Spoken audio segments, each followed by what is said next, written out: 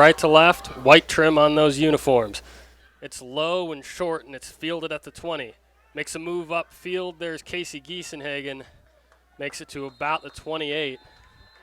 Now, field markers, yard markers rather, are tough to see. They're only on the far side of the field from me, and here they're close as well, actually, but they're tough painted on the field. So I'll try to get your field markers, but it'll be a little bit difficult. Now we get our first look at this Colby offense.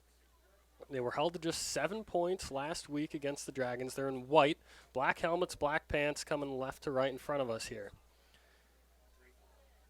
Carroll's in the gun, coming out with a 3-4, 3 down linemen, and only actually 2 safeties. Not a look we were expecting from them. The give up the Betts to the middle, falls down to the right. He'll get a couple yards on that. It'll set up second down and 8 now. 11:40 remaining here in the first quarter. The game has just kicked off a moment ago, so we're still knotted at zeros. This Colby offense really played pretty well to start the game last weekend and found a lot of difficulty there in the second half as that lead ballooned on them. Carroll's in the gun. He's got Giesenhagen to his right, a close bunch set on the left side. Behind him is Betts. 4 in the box. The kick over to Betts. Betts finds a lane, cuts it upfield, still fighting, and spun down near the first down marker. It'll depend on the spot. It looks like he'll be about a yard short, and he'll set up our first third down of the game. The Eagles on about the 38-yard line. 11 minutes remaining here in the first quarter. Just a minute gone by, and it will be third down. Officially third down and 3. So the Eagles will have to convert early. They did not do very well on third down last game, but a chance here, of course, to make up for that. Stacked receivers to the right and left. 4 in bunches. The give, Betts up the middle. Betts picks his way forward and falls forward as well. He's going to have that first down. Time to move the chains for your first Eagle first down of the ball game. They're up to about the 42-yard line, and that's on the left hash where your Eagles will set up.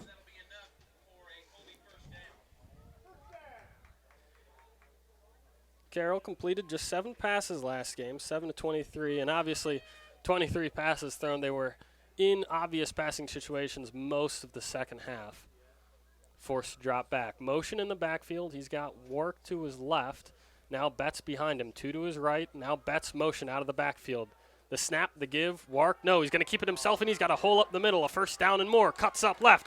Now he's in a foot race. He's got Blue Jays taking him down, and they drag him down inside of Blue Jay territory, in fact, all the way down to the 25-yard line. What a run, what a pull there from Carroll. We've seen his legs a lot early in this year, but like I said, was in obvious passing situations a lot in that second half and just tucked it, pulled it on that read option right up the middle, cut up left, and all the way down just outside of the red zone. He's on the 24 on that left hash.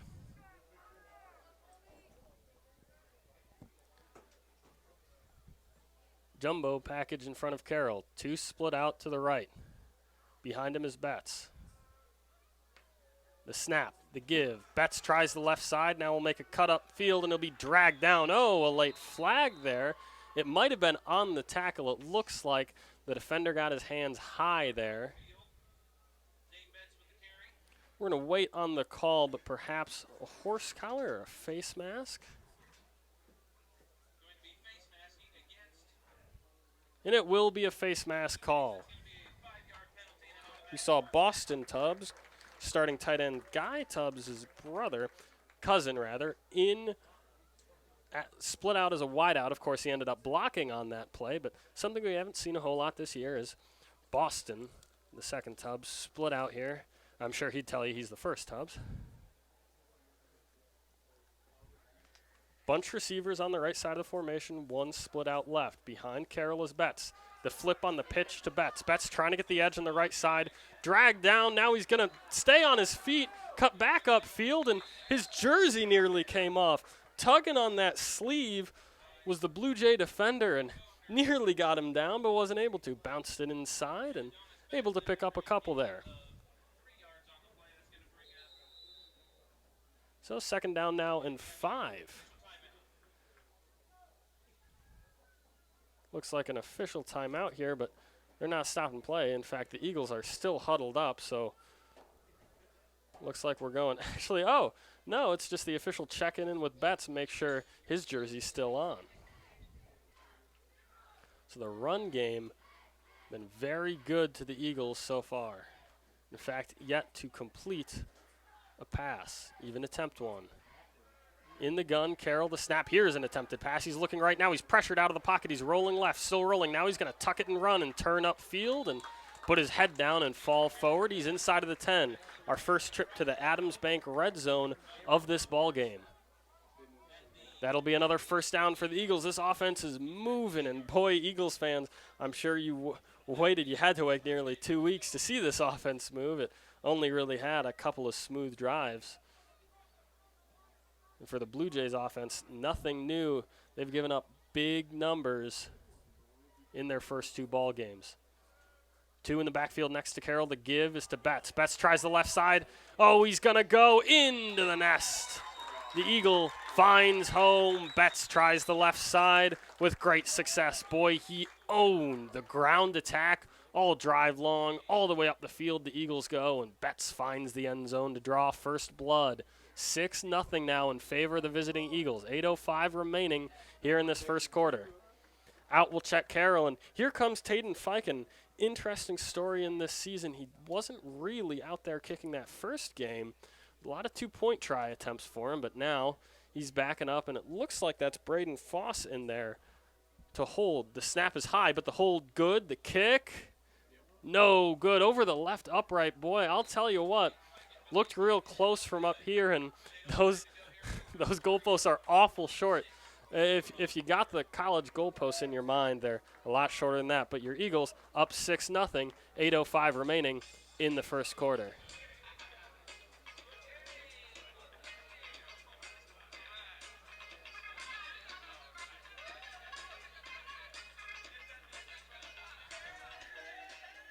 And it looks like we're going to be staying here. Sorry, having some technical difficulties getting this thing sent to commercial, so we're going to stay right here. And your Eagles, I'll tell you what, I'm not going to say Taden Fiken made that field goal because, of course, the refs had a better view at it than I did. But if you got in your mind the image of a college goalpost that's about 20, 30 feet high on either side, this one's maybe 10 or 15.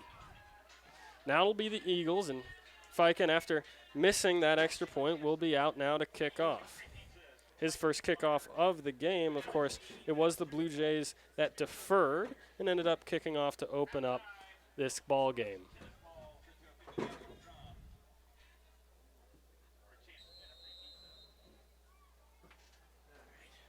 Fiken, the run-up, and the kick. High and over end, but short. And it drops at about the 23, and that's where the Blue Jays will grab it, pull up, trying to wrench the ball free, but unable to. Down to the 35-yard line. That's where we will get our first look at this Blue Jay offense. Blue Jays have put up 23 points through 2 games. Their first 2 games, they started with a loss and a bad one to Scott City. Next, they were off to Holcomb. They played at Holcomb and lost 49-10. 49-13 the score against Scott City in that first ball game. So a chance now to look at what should be a 4-4 defense by the Eagles. We saw mostly 3-3-5 last week against the Dragons. This one, of course, more players in the box for the Eagles against a team that's we're probably going to see run it an awful lot more than we did last week. Spread out, 2 to the right and 1 to the left of Copper. Behind him, that's Dorgman. A hard count in motion on the right side. Now the give up the middle, cutting up field and trying to fall forward. That's Holden Kite out of the backfield, and he'll get nothing at all. Maybe a yard on that one. It'll set up second down and 7:46 remaining. Blue Jays found themselves down by 6, courtesy of a touchdown and then a missed extra point by the Eagles. And quickly to the line, no huddle.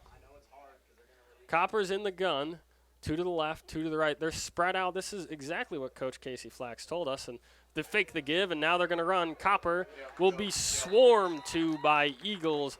Just about everyone on the line was there. Brighton Dixon, the new starter, in there at nose guard, seemed to be the first one among the crew in there to bring down Copper.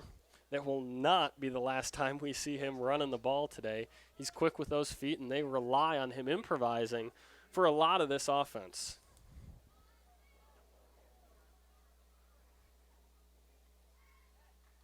In the gun is Copper, 2 to his left and 2 to his right, and it's Kite again in the pistol to his left. In the shotgun, rather. Dropping back their first pass attempts. Rolling. Now Copper will throw long down the right side. Nobody home. His intended receiver, David Mendez, the 5'8 senior, on a long crossing route, but Giesenhagen was over the top and looked like he was in good position there, the junior cornerback, shadowing him over the top, and that'll bring up now a 4th down and 9. And it looks like the Blue Jays, with no hesitation, will stay out there. 6:45 and a stopped clock remaining in the first quarter. Blue Jays down by 6. Copper's in an empty gun, the first time we've seen that. Motion on the right side of the formation. Left to right goes Kite. 2 to the right and 2 to the left. Now we're going to see a pooch kick. Taking steps back is Copper. We saw this against Ulysses in week 1. A low snap. No, he's going to throw. He's rolling right, rolling, looking, throwing. A long bomb down the field. Can't get to his receiver. Oh, he had beaten every Colby defender in the line, but couldn't get it there. In fact, he couldn't really find the ball and was looking up, trying to find it, and couldn't get that ball under it. So it'll be a turnover on downs, the first turnover of the ball game, and it's forced by your Eagles.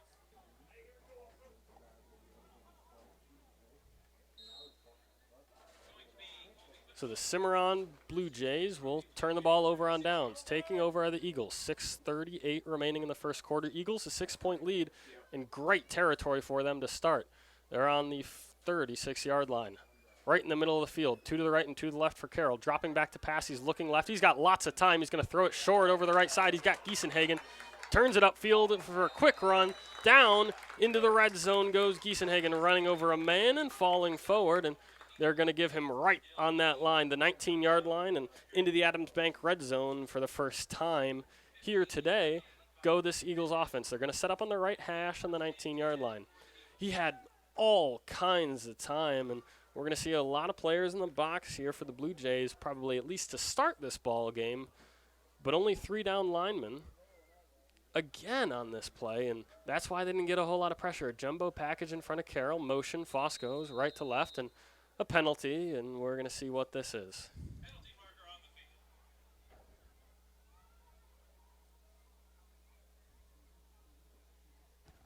Waiting on the call, and there was a player in motion, so it might be some sort of illegal formation, and we're going to see it looks like this Eagle offense has already taken steps back. So it will probably be a first down long behind the sticks, 1st and 15. And did they pick up the flag? They picked up the flag. We have a no call. The 2 officials conferenced at the line of scrimmage and came to say nothing doing on either side. So 1st down and 10, a retry here. Carroll's in the gun, no more jumbo package. 2 to his right, 2 to his left. It's Boston Tubbs again, split out to the right. Carroll going to drop back to pass, looking right, throwing right. He's got his man. Oh, no, it's in the dirt, and trying to get into that dirt to pick up the ball was Tubbs and Boston. Rather, it was Guy Tubbs going low there, and Guy Tubbs, the junior, his cousin, the senior Boston Tubbs. We've seen him mostly starting at corner on the other side, but today we're seeing him also split out as a wide receiver. And so that'll be our first timeout of the game, this one taken by Cimarron. 5:51 remaining. Eagles up 6-0, and they have the ball. Not only that, they're in the Adams Bank red zone, and they're moving the ball. So we're going to see on the other side of this first timeout what they've got. Staying right here for it. Eagles in scoring position, and we are seeing them already, the positives from rebounding from that Holyoke game where they really struggled. And, of course, they kept it close at half. They were down, but down 7-15 at halftime, and they'd forced 3 turnovers. So you almost had this positive thing of, well, you're down, of course, but you're holding a very good team in tightly by the neck, and they're in this ball game with you. And, of course, quickly out of halftime, that changed. So the Eagles jumping out to a quick start here. They're already lined up and back out there while the Blue Jays are still in their formation, and our technical difficulties seem to be solved. So don't worry, you don't have to hear me talking too much longer. We can again take commercials. For the time being, though, it looks like the Eagles, and this was a key to the game coming in, are winning in the trenches. They're giving Carroll a lot of time to look downfield. 2 to the right, 2 to the left. Tubbs on the right is close to that formation. Rolling right, and the pitch outside to Betts. Betts couldn't get anything there. Maybe back to the line of scrimmage, so it'll be 2nd down and 10 now. 5:41 remaining here in the first quarter. And we've seen that a lot in practice, but this is the first time, I think, in a game this season that triple option, the pitch outside on a running attempt. Actually 3rd down now, and they lost a couple on it, so it'll be 3rd down and 12 with 5:22 and ticking in the first quarter. And Coach Moser certainly kind of referenced, we're going to see this eventually. We see a lot of read options. We're going to add that triple, that pitch option outside, and that's the first time we saw it, and I'm sure not the result that the Eagle coaches wanted. Motion on the right side of the formation, and from the shotgun, it looks like Case and Carroll will take a timeout. That's the Eagles' first time out of the ball game, and we're going to take one with them. 6-0, Eagles up, 5:04 in the remaining in the first quarter. Weather keeps changing, your utility bills keep climbing higher and higher. You can't control the weather, but you can control costs with a high-efficiency home comfort system from Lennox. Hi, this is Parker McKee from McKee Incorporated, your Lennox dealer here in Colby since 1953. We're a third-generation company that takes pride in serving the community's home comfort needs. Call us today at 462-3132. That's 462-3132. Lennox, a better place. At Next Tech Wireless, it's wireless on your terms. You pick a 36, 24, or 18-month agreement and get a device on us like the iPhone 14 or the new Google Pixel 7. Stuck in a contract with your current provider? Switch now and get up to $1,000 per line. For more details, stop by your nearest Next Tech Wireless location today or call or text our customer care team at 877-621-2600. Next Tech Wireless, home on the range.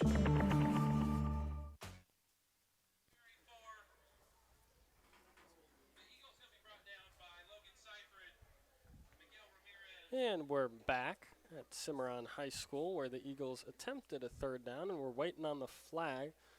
Tucker Work tried to bounce it outside and was able to get some, but not enough for the 1st down. And, of course, it will now depend on the flag called during the play. It'll be a repeat 3rd down and backing up this Eagle offense even more.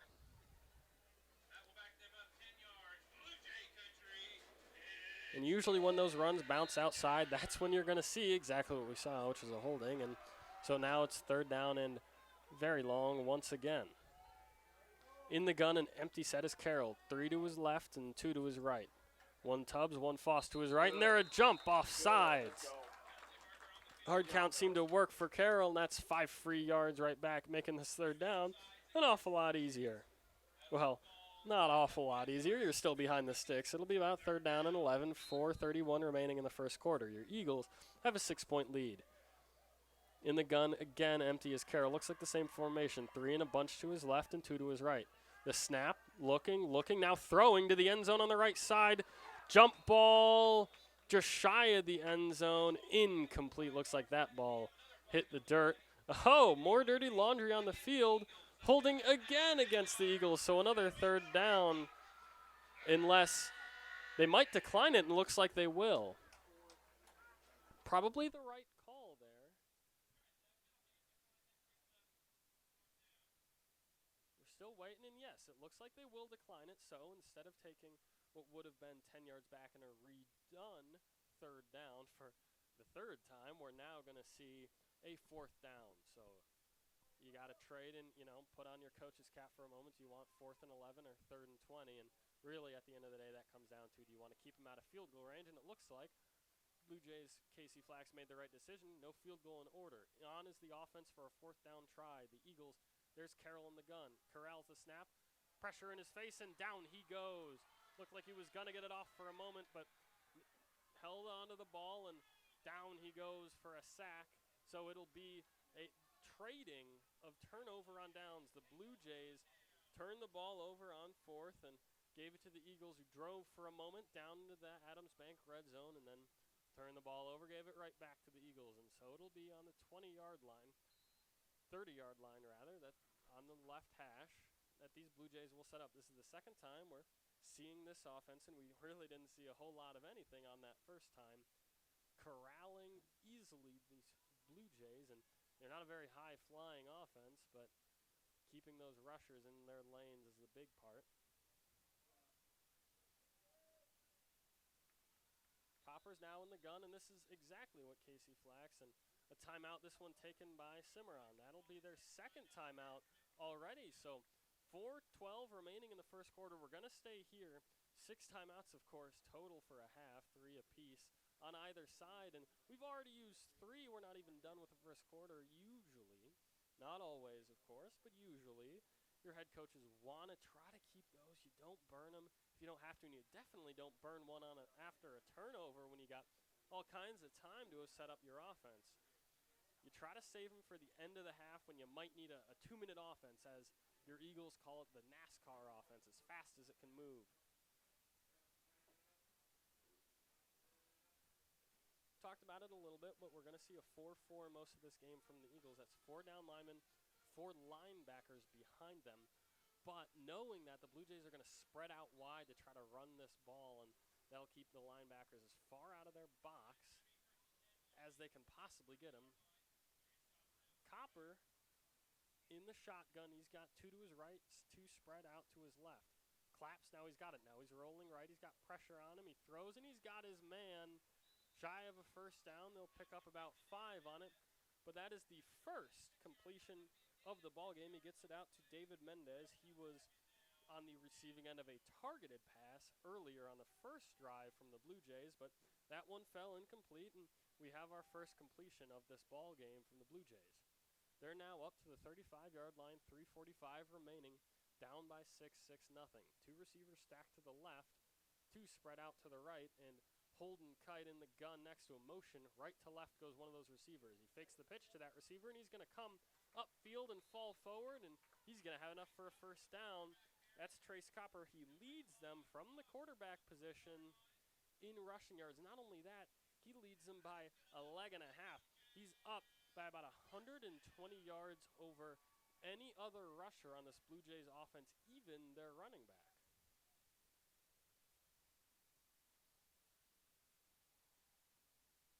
So Copper's now in the gun again. He's got Kite to his left in that shotgun, and near the same formation as we've seen all ball game long. 2 to his right, 2 to his left. The snap, he's going to pull it on the read option and run it himself. He'll get maybe back to the line of scrimmage. Good defense there from the Eagles again. This 4-4 is working wonders, and Coach Mosier said the 4-4 is probably what we're going to see most of the rest of this season. It's really what they are going to want to play. Obviously, Holyoke was a very unique opponent. Copper's getting the signals from the sideline, and boy, it's a lot of hand motion and waving. Still waiting on it, and the play clock is down at 10. They're in formation. They're all lined up, and now they're quickly to the line. 5 to get it off. Can they do it? Copper's in the gun. He wants motion. 2, 1 on the play clock. They just get it off. The give, Kite up the middle. Cuts upfield and makes a good jump cut. And a nice move to get 4 out of what probably should have been nothing. A nice move there by Kite. Kite has 20 carries for 32 yards coming into this ball game, and that's their leading tailback. Really, most of the damage that he's done is as a receiver. He's got 6 catches for 86 yards and a touchdown. So a receiving touchdown, but not a rushing one here for their leading tailback through 2 games. 2 to the left, 2 to the right again, and in the gun next to Copper's Kite. 4 down linemen again for the Eagles. Motion right to left. Low snap is handled. Copper's dropping back. Looking, and a long looping pass on the left side. He's got his man, and it looks like it'll be enough for a first down before he's pushed out of bounds. That's Zane Betts pushing him out. Looks like Miguel Ramirez, the junior, on the receiving end of that crossing route. Quickly found, and looks like that'll take it back, actually. Holding on the offense. And so that'll walk back the Blue Jays. So another third down try, this one much farther than before. Now they're behind the sticks. 1:31 remaining. Eagles up by 6-0, third, and now it's going to be a long 12. 2 to the left and 2 to the right for Copper. All the receivers have play armbands on their forearms, usually something you only see from a quarterback. Motion, empty in the gun. Copper's rolling right, still looking. He's got Eagles in his face as he throws a long looping ball. It's a wounded duck, and it's knocked down. Giesenhagen there. Right next to him was Foss, dropping, and tracking that ball, and boy, it had no chance at getting to any Blue Jay receivers. So it'll set up fourth down again, long behind the sticks. Blue Jays putting a lot of trust in their defense again. Looks like they're going for it. Fourth down and 15. 1:21 remaining here in the first quarter. And the Blue Jays down by 6 and a fourth down attempt coming up. Again, he's long back in that shotgun, about 7 yards behind the line of scrimmage. Now we'll take more steps back. Willie Pooch punt. The clap, the snap, and there's the Pooch punt. Long and end over end. Wow, what a kick. Bounces at the 35, and it's still going, taking Blue Jay bounces inside the 20-yard line at the 18.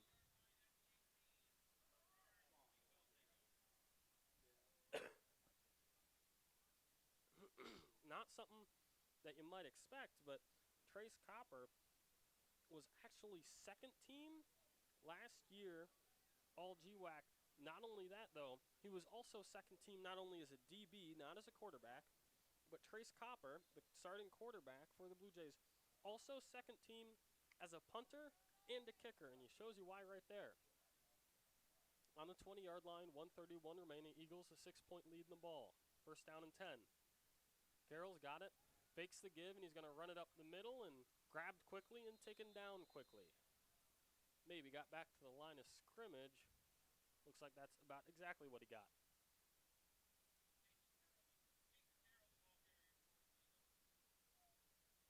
Carroll, the second leading rusher from last season for the Eagles. Just behind, of course, tailback Zane Betts, and so you wonder how much they're going to use him as a read option player, as a runner out of the backfield, and we've seen it an awful lot so far today. Bunch on the right for Carroll, who pitches it to the right to Betts. Betts tries to cut up field, but the Blue Jays are swarming, and they take him down. In the backfield, they'll set up second down and 10.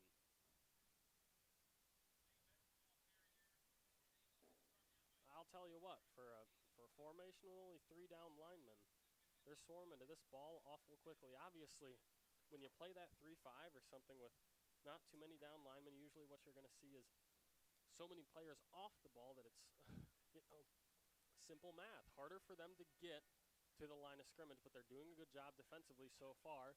So at the end of the first quarter, your Eagles up 6-0, courtesy of a Betts touchdown run. We'll be back with more Eagle football on the other side of the break on 100.3 The Ride.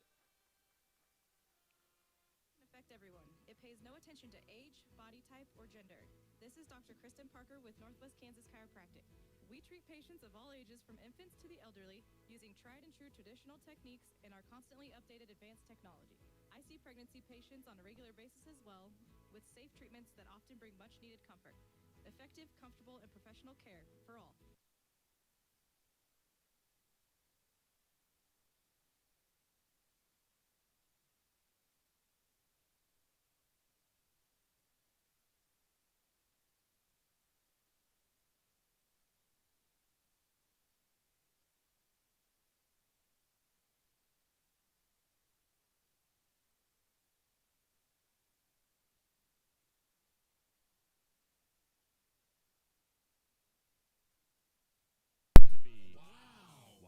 Northwest Kansas Decorating Center, West 4th Street in Colby. We're back with more Eagles on the...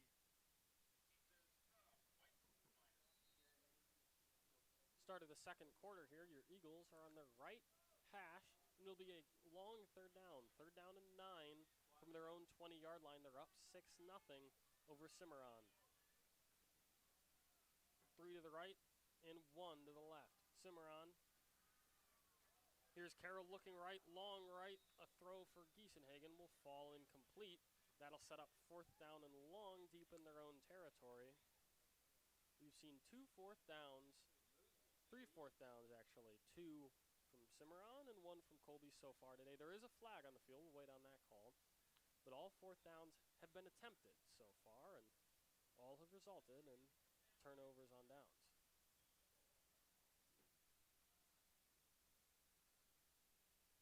Is that another picked up flag?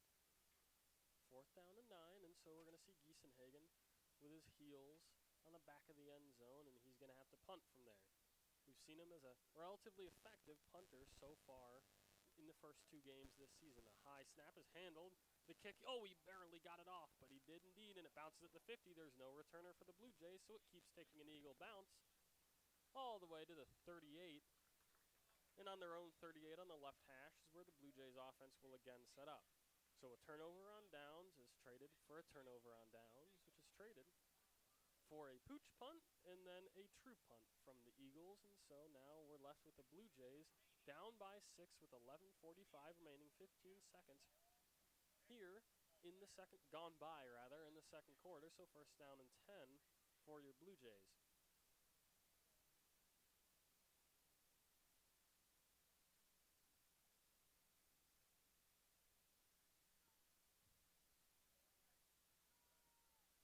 An interesting thing to note, relatively short offensive line, the average height 5'10" for the Blue Jays up front. The snap and the sweep to the left. There goes Copper. Copper picks his way forward. He'll get about 8 yards before stepping out of bounds. So a good ahead of schedule, so to speak. 1st down run for Copper. A little check around the GWAC. 2 games in GWAC play have ended the first quarter. Scott City 0. Millwood also 0 through 1. Hugoton 7. Guyman 6. So Hugoton up by 1. And Scott City tied at the end of first. 2 to the right and 2 to the left for Copper. 2nd down and 10. The give. Kite up the middle. That was 2nd down and 5, actually. And so he gets another 3 out of it. And it hard because he stepped out on the opposite side of the field, so it was hard for me to see exactly where Copper stepped out. So he actually only got 5 on that previous play. So now 3rd down and about 3 from their own 45. 11:19 remaining. Eagles down by 6. Eagles up by 6. Blue Jays down by 6 on their home field. And in the gun on a short 3rd down is Copper. To his right in the gun, that's Kite. Claps, gets the ball, gives Kite, jump cut, and he can't get out of his tackle. And now will fall all the way back. 3 Eagles gang tackle him. What great play there. That was Tucker Wark, looks like, who got to him first. That's a senior, wearing number 5 in at nose tackle. He has a fumble recovery, 6 tackles, and a tackle for loss. Add 1 more. Now he's got 2 on the season, as does Wark. 4th down and 4. They lost 1 on the play. 11 minutes remaining here in the second quarter. Blue Jays down by 6, and they're going for it on 4th. Copper's again taking steps back where he's in a position he can throw or pooch punt from this one. The clap, he's got a low snap, and he's rolling right, still looking. He's going to pass. Now he will pass. He's got a man. It's a low pass. Did it hit the ground? The referee says yes. Incomplete pass.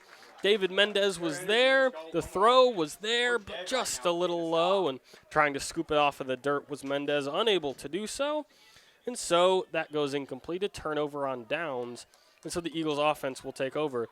The second turnover of downs on downs we've seen from the Blue Jays, in the 3rd so far in this ball game. The Eagles, of course, having the other one.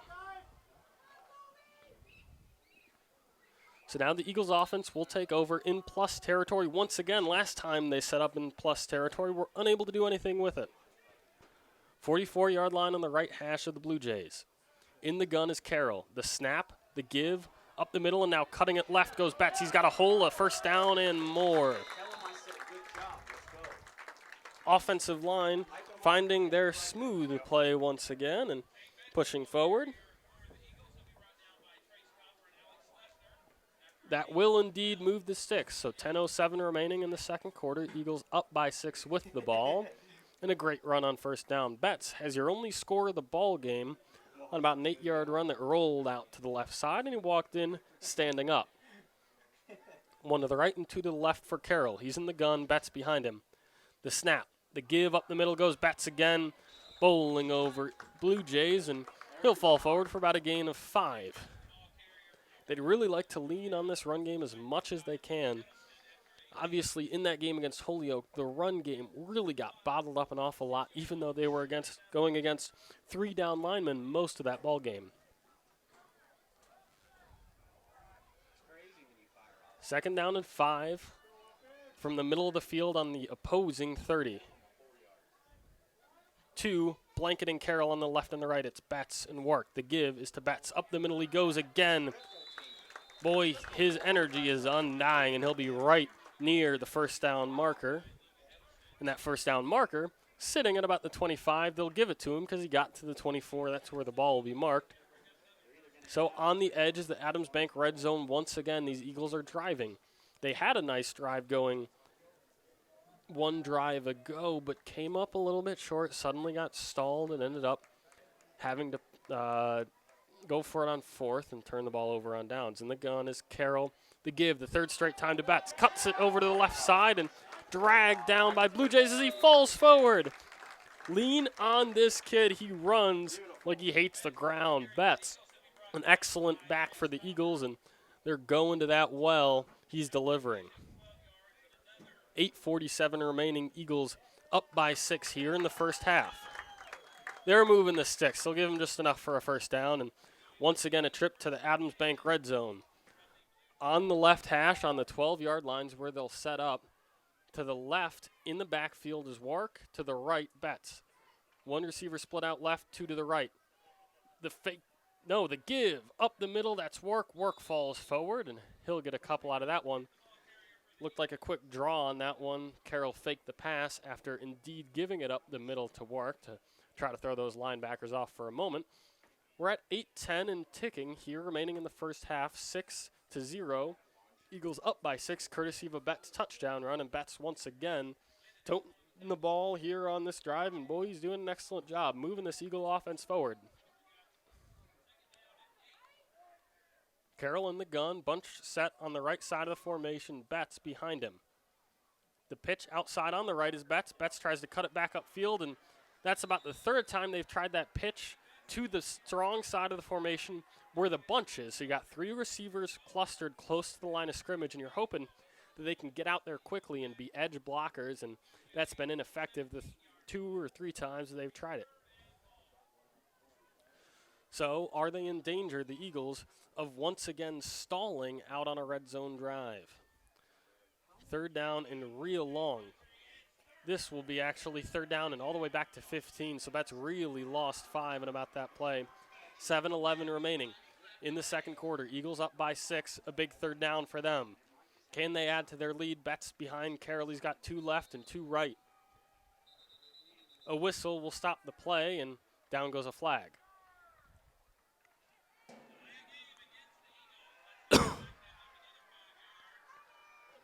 Back marches the Eagle offense 5 yards after a delay of game call. And that is an absolutely brutal one to take when, of course, like I was saying, the Eagles offense was driving and suddenly runs into a wall, and this is exactly what the Blue Jays were hoping for. Bend, but don't break. Can the Eagles crack their defense right now? 3rd down and 20. Guy in motion, fakes the give, the pitch out to Guy, the motion man. On that left side, can he get the edge? He breaks one tackle in another. Falling forward, still fighting through the Blue Jays defense, and he'll get back to about 7 yards. It'll be 4th down and 7, and will we see a 4th down try attempt? We've seen one so far from the Eagles, and it resulted in a turnover on downs. 6:15 remaining here in the second quarter. Eagles up by 6, 6-0. Knocking on the door, they're in the Adams Bank red zone once again. Setting up on the 10-yard line, 4th down and 7. Big play for the Eagles here. The snap, fakes the give, the throw on the left side. He's got his man. Giesenhagen, the grab into the end zone. A house call for the junior-to-junior connection. Giesenhagen grabs it, sixes it. Into the nest go the Eagles once again, 12-0. Colby on top, 5:58 remaining here in the second quarter, and we'll see another extra point attempt. The first one errant, just a little bit left from Taden Fiken. Can he make up for it right here? Looks like it will be Foss again on the hold. Did a good job corralling a high snap on the first one. He has to do it again. Fiken, the kick, off, up, and good. Taden Fiken makes it 13-0. Carroll to Giesenhagen with a touchdown. Eagles up 13.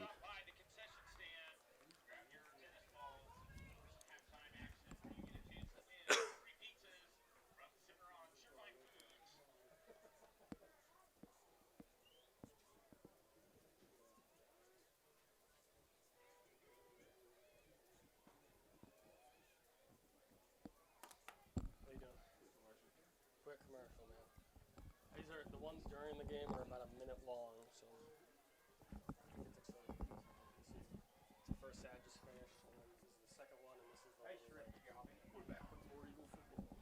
So that's the problem. Look at this. They're so quick out there. Oh, okay. My audio just cut out, so I didn't know if you guys could hear me or not. Okay.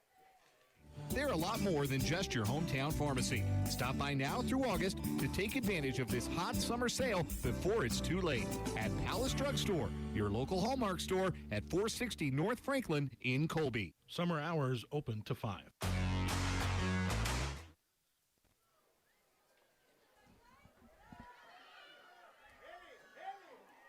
That one short and fielded by the Blue Jays, and down he goes. Up to about the 37-yard line, and on the left hash is where the Blue Jays will set up. Now suddenly down by 2 scores. Another quick check-in from around the GMAC. Holcomb versus Ulysses just ended their first quarter. Holcomb up big. They're already scored 28 in that first frame, 28-7. Holcomb over Ulysses through 1 quarter. Now we're going to see this Blue Jays offense once again.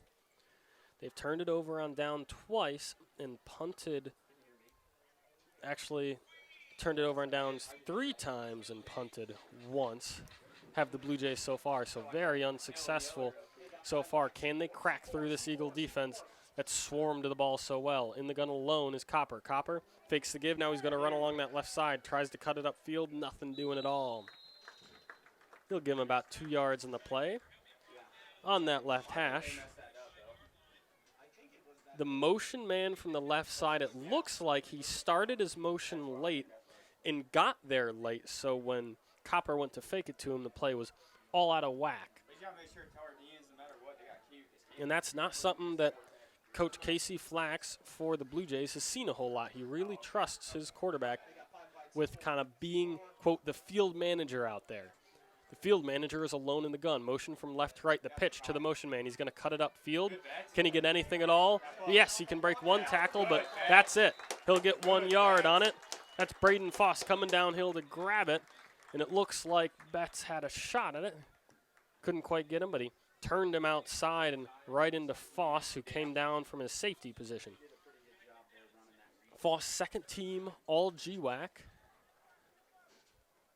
As a safety, as a DB 1 year ago. He's in at that free safety in the 4-4-3 defense here. In the gun is Kite. Next to him is Kite. Copper's in the gun. Copper's got it. He claps. He looks left. Throws left a short. He's got his man, a first down and more. Into Eagle territory and still running all the way to the 40. Inside the Eagle 40 to the 38 on that right hash.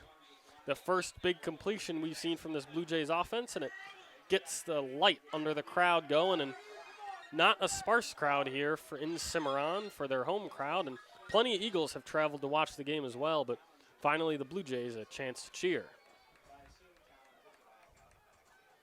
2 to the right and 2 to the left. Motion, Kite's out of the backfield, Copper's alone. Looks left, throws left, he's got the motion man, it's Kite. Kite tries to beat his defender out there, and he can't. That's Tubbs, Guy Tubbs, the tight end / outside linebacker, and he had a chance to make that play, and that's just exactly what he did. Open field tackling, a big emphasis for these Eagles defensively, and you can see that Tubbs taking it to heart. So he holds Kite, the running back that caught it out of the backfield, to just a gain of 1. 3:38 remaining on the left hash. Eagles up 13-0. Copper alone in the gun. Claps. Now he's got it. Rolling right, a man in his face right away, forcing him to roll out. Still rolling and now throwing, and he's got his man. It'll be about a 4-yard gain as it stands. Cody Wright, a good show of sportsmanship, helping up Trace Copper, quarterback, after he got hit. But there's a flag on the field, and it's a holding that will go against the Blue Jays, and this will likely be accepted and force Cimarron to take a couple of steps back here.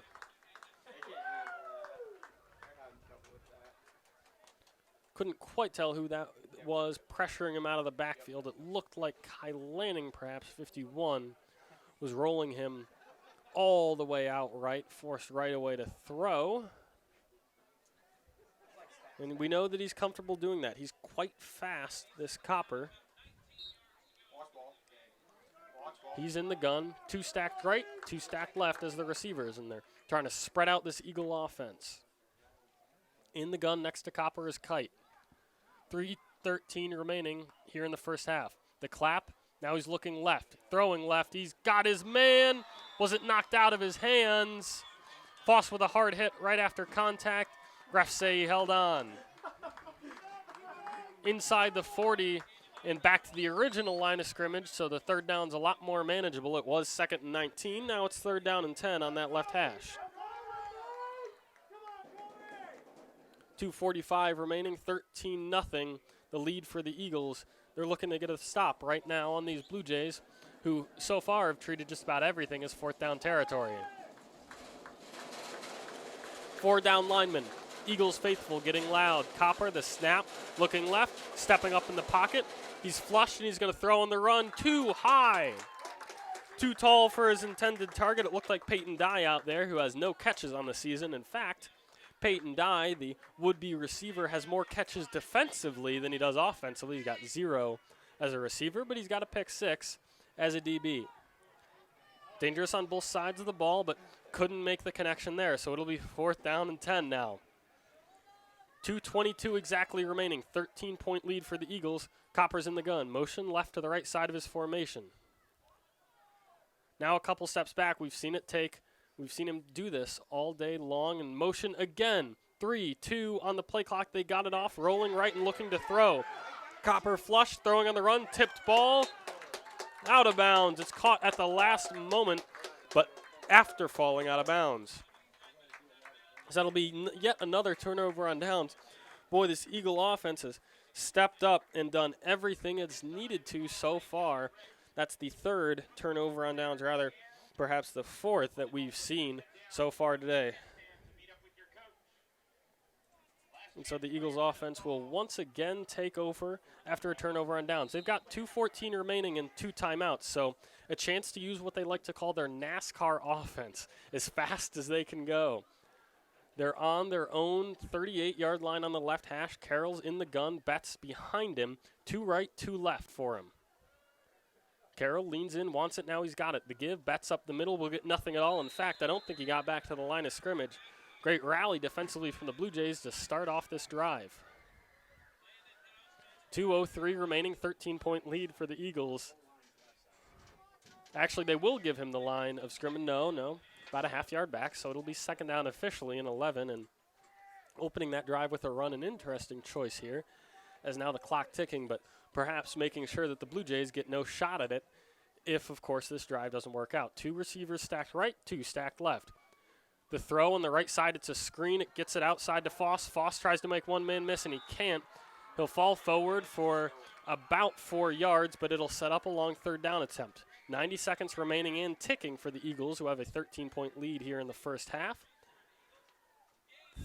3rd down, they'll give him 7 yards to go, and this is a big pickup here to see if the Eagles can get in one more trip to the end zone before halftime.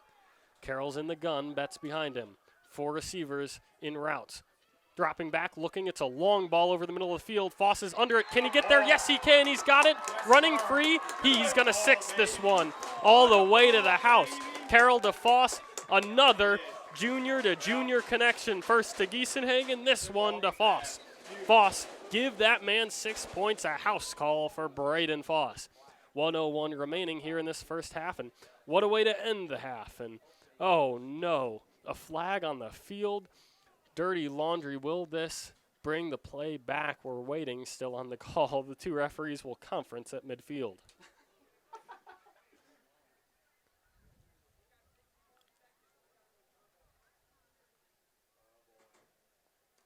Foss puts his hands up to the sky as if to say, no idea what they're even thinking about. I mean, Foss, a great ball from Carroll, ran right under it and right through the DB. Looks like the DB was ball watching, and when he couldn't get it, he didn't really have a chance to tackle Foss. And Foss ran the additional 15 or so yards to get to the end zone, and now we're going to wait on the call. Hey, energy. Yeah, keep the energy up. Let's go. As of now, still only 13-0 on the scoreboard. They're not going to give him 7. The official inadvertent whistle. He blew the whistle. He thought it was incomplete on the PI. So we're hearing that it was an inadvertent whistle, meaning, oh my goodness, they're going to give him the catch, but not the touchdown. Carroll in the gun, looking right, throwing right, another long ball to the end zone. This one too tall for Foss. 51 seconds remaining, 2nd down and 10. They still have 2 timeouts, but they're going to take that touchdown off the board. And I initially said that Foss, the defender, went for the ball, couldn't get it, wasn't able to make the tackle. The referees apparently are saying that because they blew the whistle, the Blue Jays didn't tackle him because they heard the whistle. Nobody, not even me, heard the whistle. So I don't know if that's really a fair point to make, that stopped the play. He was running free as it was. Regardless, though, 2nd and 10 on the 26, opposing 26. The Eagles a chance to score 51 seconds before halftime. Looking left, rolling left. He's got a man in his face. He stiff arms a defender, but still looking to throw. Now he's going to run, tuck it, out of bounds. He'll get just enough. He'll be right down the 1st down marker before he gets dragged down. He's into the Adams Bank red zone, and it looked like a late hit, but they're going to say that he started the motion of the tackle before he went out of bounds. However, great job by Carroll to get out of bounds, or at least near the sideline, so that the clock stops. They didn't have to use a timeout, and they are going to spot him a 1st down. They're going to set up at the 16-yard line, 41 seconds remaining here in the first half, up by 13, and after getting a touchdown called away, 5 on the play clock, the Eagles rushing to the line, and they still have motion to do. 2-1, they just get it off. The high snap is pitched to Tubbs. Tubbs a cut up field. He's got room in front of him before he falls down at about the 6-yard line. And now it looks like a timeout will be taken by the Eagles. We're going to stay right here. We don't want to miss any, of course, trip to the end zone that your Eagles will take. Man, Foss had that one running free. You got to hate it for him. And it looks like Carroll even threw to him that next play to perhaps say, hey, you didn't get the one that you earned. Maybe I'll spot you one more trip to the end zone. 2nd down and 2 on the 16-yard line. 32 seconds remaining for the Eagles, who just called timeout to stop the clock. A nice pitch to Tubbs got them about 8 yards. And it was, of course, that long strike to Foss that set all of this up and almost got them a touchdown. An inadvertent whistle took it away. At first they thought, I think, a pass interference call was the intended call, but nothing, I guess. The refs don't even really seem to know. They didn't announce anything, and so we heard nothing. On the left hash, they'll set up. 32 seconds remaining. The Eagles a chance to strike once more before halftime. A high snap is handled by Carroll to give up the middle and tackled right away. Tucker Wark taken down, and they'll have to burn their 3rd and their final timeout. So that'll set up 3rd down now and 2, though the down doesn't necessarily matter if you're fighting the clock because now you're out of timeout. So if you don't get it on 3rd down, you got to have a 4th down call almost ready for you to call next, and so you don't have to huddle, because what we've seen this game and so far this season is quarterback Kason Carroll jogs over to the sideline, talks to head coach Ryan Mosier, gets the play call, jogs back to the huddle, and transfers the call over to his teammates. And so you can't hope for that much time after a failed 3rd down unless it's an incomplete pass or something that stops the clock. So at 3rd down and 6 from the 11, you got to have a 4th down play call ready. Eagles, 25 seconds remaining. Can they do one more before halftime? In the gun, fakes the give, the throw on the right side, short over the middle. Tubbs had it for a moment, but it's incomplete. And so that'll stop the clock. It looked like a short crossing route, and so now it's 4th down. And 6, so one more shot, 22 seconds left, and this is, your best play call. What do you got deep in the bag that, they like to go to some trick plays when they can, but I think it'll be a true one. Kason Carroll jogs over to the sideline. Like we mentioned, he does have time to go conference with coach, and he'll jog all the way back. Now they're setting up the 2 receivers to his left, 1 to his right, package in front of him with extra linemen. Carroll wants it now. He's got it. Looking, rolling left, still looking, rolling. He's out of room, and it's nearly intercepted. Knocked down and incomplete. He had a man that was standing open, but DB made a great play on that ball. And it's quarterback, but now working as a DB, Trace Copper. You saw him under center all game, but he's making plays as DB too. Knocking that one down, had a chance to catch and return it. But you almost say if you can't return it, knock it down, you're going to get better field position up at the 11. So 13 seconds remaining. Probably not a chance to do anything. They only have 1 timeout remaining as it is, and the offense hasn't exactly been moving. But you're down 13-0, so do you take a shot just cause, or do you kind of cut your losses, so to speak, and run it? 3 in a bunch to the right and 1 to the left for Copper. Copper, the snap. He's going to run it on a quarterback sweep. Makes one man miss, but he stays in bounds as he falls down. They have 1 chance to stop the clock. Are they going to do it? No, they won't. Down to 0-0s, and that will end the first half. The Eagles a lead, and you know that they wanted more because for a moment they had more. The Eagles lead 13-0 as the first half comes to a close. The home Cimarron BlueJays still at 0. A goose egg on the scoreboard, down by 2 scores. We'll wrap up that first half and give you some stats from it as we recap it on the other side of the break on 100.3 The Ride. On Hey Culligan, soft water, cleaner environment. What do you say, Greg? Hey Culligan, are you saying if I have a Culligan high-efficiency water softener, I'm also helping the environment? It sounds like you're saying it, Greg, and yes, you are, because with the Culligan high-efficiency water softener, you'll use less detergent, soap, and harsh chemicals, and that's good for the planet. Now you're saying it. You bet I am, Greg. Soft water and a cleaner environment is already on the way. See your local Culligan dealer, Shepner's Water Conditioning in Goodland and Colby. Joy, joy, joy. The two have become one. Mr. Reagan Coulter of Triple R Insurance and Mr. Darvin of Strut Insurance have teamed up as one impressive agency. Now, the location remaining the same in the Strut buildings in Colby and Brewster. The staff remains the same, but now they combined all that experience and they shop from even more insurance companies to find you that perfect policy to save you money. That's a lot of experience now at Strut Triple R Insurance in Colby and Brewster. Glassman Corporation of Hayes is expanding to Colby. They're bringing their exceptional HVAC services right to your door. Glassman Corporation offers a full line of HVAC products, including commercial and residential heating and air conditioning systems, commercial plumbing and refrigeration systems, and geothermal systems to help your indoor air quality. Family owned for 70-plus years of high-quality work, 1-year parts and labor guaranteed. On-call 24/7, 365. The only carrier-authorized dealer in the area and region. That's Glassman Corporation, glassmancorp.com. Things are green and growing, and that's true with American Implement in Colby. They're John Deere green, and they're sure growing. With the recent business growth, they're adding on more employees, like a shop foreman or parts people. Now, both these positions are working inside, out of the elements. You're going to stay nice, clean, and pretty, and the pay is pretty outstanding. In fact, you might be surprised at just how above average the pay is here. You can apply online, stop by, or send a resume to American Implement in Colby, an equal opportunity employer. September is Ram Power Days at Colby Dodge. Take advantage of discounts up to $6,000 off MSRP on a new 2023 Ram 1500. Do you need a little more power? Save up to $5,000 off MSRP on our new 2023 Ram HD pickups. If you have a trade-in, well, we want it. Visit us in person at Exit 53, I-70, Colby, Kansas, or browse online 24/7 at colbydodge.com or give us a call at 460G. That adorable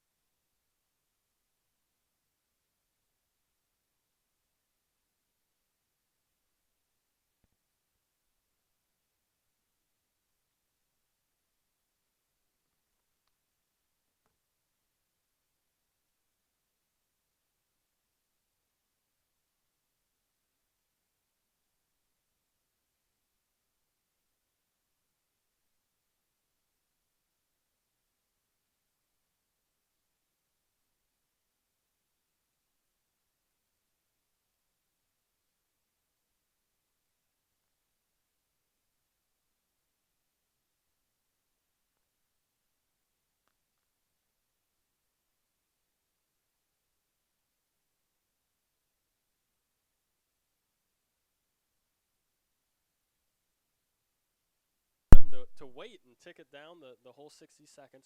Both teams are lined up. The Blue Jays wearing a dark blue with white trim and light blue numbers, receiving on the right side of the field.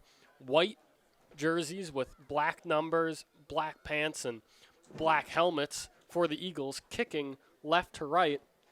There's about 40 seconds now left in it. On the first half timer, and it looks like they're actually going to make them take all 40 of those seconds and stand there and wait, and we'll do about the same. Keys now to the second half. That, man, you got to feel bad for Braden Foss, right? I mean, you hit the big play, you hit the one that you're waiting for, right? Because they ran the ball so hard and so often, and finally it's NASCAR time, and you get to hit a play over the top, and Foss gets it and scores, and they say, yeah, no, none of that. So we're going to see if we can feed him again. And really, with the lead and the way that they've been playing defense, you're almost just fine leaning on the run game and saying, bring it into the box. Can your 8 beat our 8? And so far, that has not been the case. The kickoff finally does. It goes underway, bounces at the 20, and cuts it upfield and makes a move and gets to about the 30, and it's very, very dark. The lights here in Cimarron are about the quality of the visiting press booth, and it's a little bit dark out here, so we can't quite see numbers on the jerseys because, like I said, dark blue uniforms and light blue, but clearly not light enough, are the numbers on the uniform, so a little bit tough to see. I'll do my very best getting you those numbers, but thankfully for the white uniforms, it's a little bit easier to see for your Eagles. In the gun is Copper. He's got 2 close to the formation to the left, and that's the way he's going to roll to the left. But it's a sweep, and he's going to run it himself. He cuts upfield. Now he's trying to reverse it. He'll fall forward for about 8. The Eagles swarming to him late, but, boy, he pushed himself out of one tackle and made a good move to get anything at all out of that. And suddenly he's falling forward for 8 yards.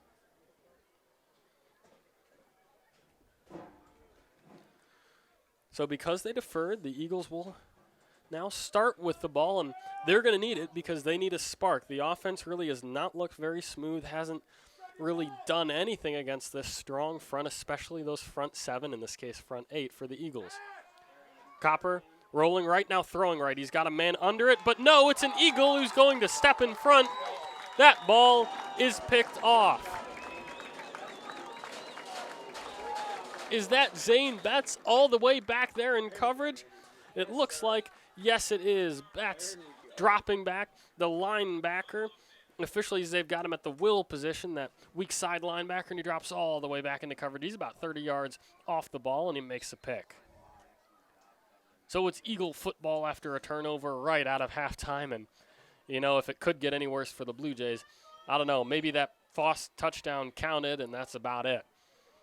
On the left hash, on their own 40-yard line, the Eagles touch the ball for the first time today. On the second half, Betts falls forward for 5, and that's the well that these coaches are plenty happy just going right back to because it's been bountiful for Betts. He is running through players like it's a not going to say that. Running through players like it's a red light, but I can't, of course, condone running any red lights. However, Betts is doing just that, a gain of 5 on his first touch of the second half. It's 10:30 remaining here in the third quarter, up 13-0, and the Eagles hoping to add to it. They're on the left hash on their own 45. They give up the middle. Betts again. He's got a hole, and he cuts it left. He spins out of one tackle and into another. He's got a first down and about 4 more after that. Right into Blue Jay territory he goes on the left hash. On the opposing now 46-yard line, he flips the field quite quickly, and this Eagles rushing attack has been so effective for them so far today.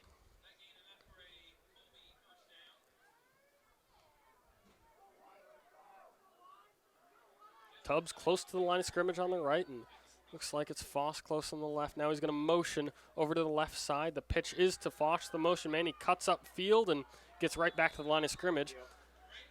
By the time he made the cut, he's about turned around 90 degrees or 180 degrees looking back at the scoreboard as he falls backwards into a tackler, but he does get the line of scrimmage, so it'll be second down and almost exactly 10. Actually, the referee just picked up the ball and moved it about a foot back because why not? 2 to the left and 2 to the right for Carroll. Tubbs rather close to the line of scrimmage on that right side. Behind Carroll is Betts. He's going to drop back in a first pass attempt of the second half. It's a long ball over the right side, a looping one, caught for a moment by Tubbs, who dropped it and then caught it again. First down and a gain of 16 yards. Tubbs grabbed it, bounced off a tackle, flew out of his hands, and then found it right again, popped it out of the air, and down he goes for a gain of 16. Boy, that's a oh yes, no, yes. Tubbs grabbed that one, so 9-10 remaining here in the third quarter. 13-0, the lead here for the Eagles. They're hoping to add to it. They're lining up now on the 30-yard line of the Blue Jays on that right hash. 2 to the right, 1 to the left for Carroll. The give up the middle is to Betts, who cuts it outside. No! An ankle tackle will bring him down. Man, it looked like he had a lot of green grass in front of him. Good vision. Obviously, that play was meant to go over Weinman and right on the left side of that line. But, I mean, right away he sees that it's clogged up, sees green grass to the left side, bounces it out, and an ankle tackle out there brings him down. It looked like that was maybe Peyton Dye in that linebacker position. And that, again, I'm going to tell you, it's hard to see these numbers out here for the Blue Jays. In the gun is Carroll. The give again from that pistol look. And right down goes Betts. He's going to get maybe the line of scrimmage. Actually, he's going to lose a couple, and that'll set up a long third down behind the sticks. This, however, is what we've seen from the Blue Jays all game long. Bend and bend and bend, and finally they stand tall once, they get punched in the mouth a couple times, and they're deep in their own territory. So on the 31, 3rd and 13. 8 minutes remaining here in the third quarter, and the Eagles backed up again for a long third down. In the gun is Carroll. Wants it now. He's got it. The give up the middle is Betts. He's got a hole, and he cuts it left. Splits tacklers and falls forward. Looks like he won't get the won't get the first down, but that'll chew up a lot of the yardage needed. And it looks like the fourth down attempt that the Eagles are about to line up for gets a whole lot easier. So they needed 13. He got 9, and that'll leave now 4th down and 4. 7:20 remaining, 13-0. Eagles lead. They're right on the lip of the red zone. They're on the 21-yard line on that left hash, 2 to the right, 1 to the left. Wark tucked close to the line of scrimmage. The snap, dropping, looking right, now throwing right. It's a looping ball, and just over the outstretched, leaping hands of Guy Tubbs, who made a nice catch earlier, and, man, Carroll had him. Tubbs had a nice route out there, and just a moment, maybe about 2 inches from a catch there. So that will result in a turnover on downs on another 4th down attempt. So it'll give the ball to the Blue Jays on the 22. So once again, the bend and break defense for the Blue Jays has worked out just fine for them. Copper's in the gun, 2 to his left, 2 to his right. Looks like the right side of that line moved early. No call. The long ball over the right side is out of the outstretched hands, and it looks like Simon Salcido was in coverage back there, number 6 for the Eagles, and he got maybe a half step behind his receiver, but still, in that shadow position behind him, and the ball was just a little long. 2nd down and 10 now.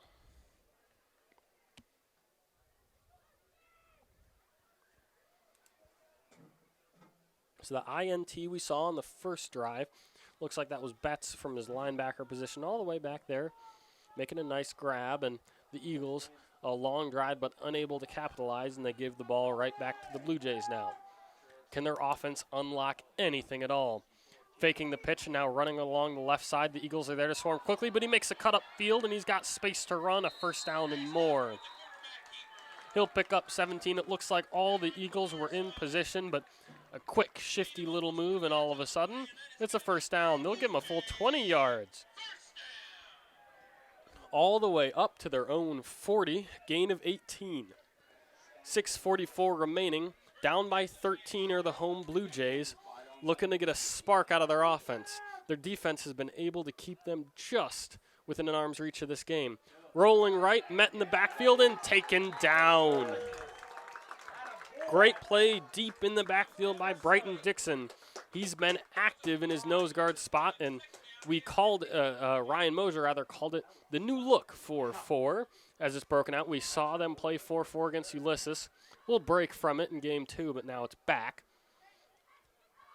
And it's looking good. Brighton Dixon, the new addition to that D-line, making a great play there for a tackle for loss deep in the backfield, 2nd down and 15.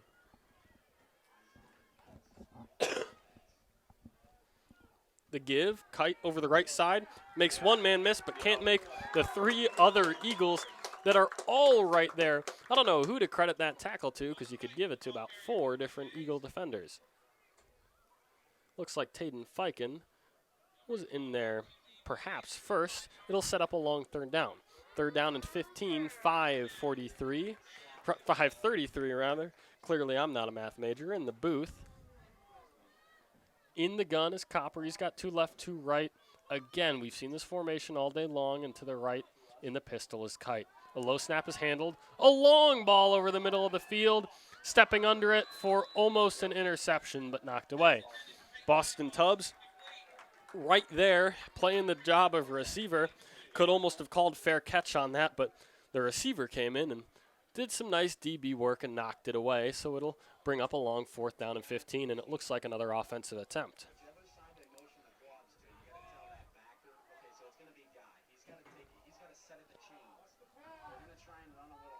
4th down and 15. Can they pick it up? Boy, this Blue Jays offense is desperate for a spark. Into his feet goes the snap. He picks it up and rolls right. He wasn't expecting it. A long looping ball is intercepted by the Eagles. A cutback and a fall forward. All the way back to the line of scrimmage. The Eagles, a great play defensively.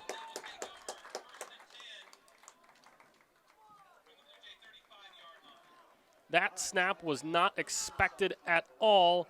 That one hit the dirt. Was that Tucker Wark back there to grab an interception? Boy, what a play. He's the nose tackle, and he rolled out in coverage and grabbed that one. So the second INT not only of this game, but of this half. And granted, it was 4th down, so Eagles were getting the ball anyway, but good starting field position in plus territory. Carroll drops back and looks a long looping ball over the middle of the field. Knocked away. Looked like for a moment he had a shot at Giesenhagen down there, but incomplete. So it'll set up 2nd down and 10 now. Was that Tucker that got that one? Looked like Tucker Wark. Back there to grab that interception. We'll grab confirmation on that one. We can get it to you, but with 5 minutes remaining here in the 3rd quarter and a stopped clock, the Eagles are going to have to walk all the way back on a holding call 10 yards. So it'll be a redo on 1st down, but it'll be now 1st down and 20. In the gun is Carroll. 2 receivers right and 2 to the left. Behind him is Betts. Wants it, now he's got it. The give upfield to Betts, who cuts through 1 tackle and couldn't get out of an ankle tackle. But he'll get about 5 on the play, and it'll bring up 2nd down and 15, so got back half of the yards that they lost on the offensive holding call. And look, now we're going to see a little bit of an easier interchange. Carroll's not going to jog all the way over to the sideline. We've seen this a lot. He's actually going to jog about halfway and get the yell over from Coach Mosier and back in the huddle and exchange that call. He's now in the gun. He's got Betts behind him, 2 to the left, and Giesenhagen's alone on the right.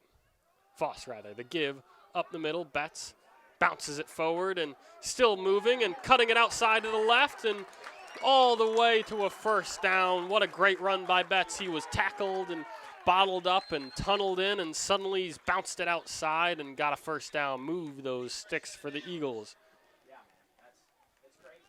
4th down and 10, the 13-point lead for the Eagles, and what a run. You can't say enough about what this kid Betts can do. Right on the lip of the Adams Bank red zone once again. Can this Blue Jays defense bend and finally stand tall when they need to? They've done it so far this game. 2 left and 1 right for Carroll, who gives it up the middle for Betts. He cuts it right, and he's got to move up front and falls forward again. This kid is just amazing. Man.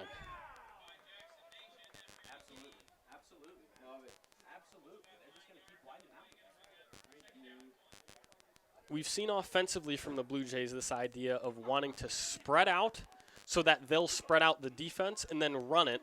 And it's all too easy for the Eagles to do the same thing. 2 to the right and 1 to the left. Carroll's in the gun. The give, upfield, Betts again. Runs forward for about 5.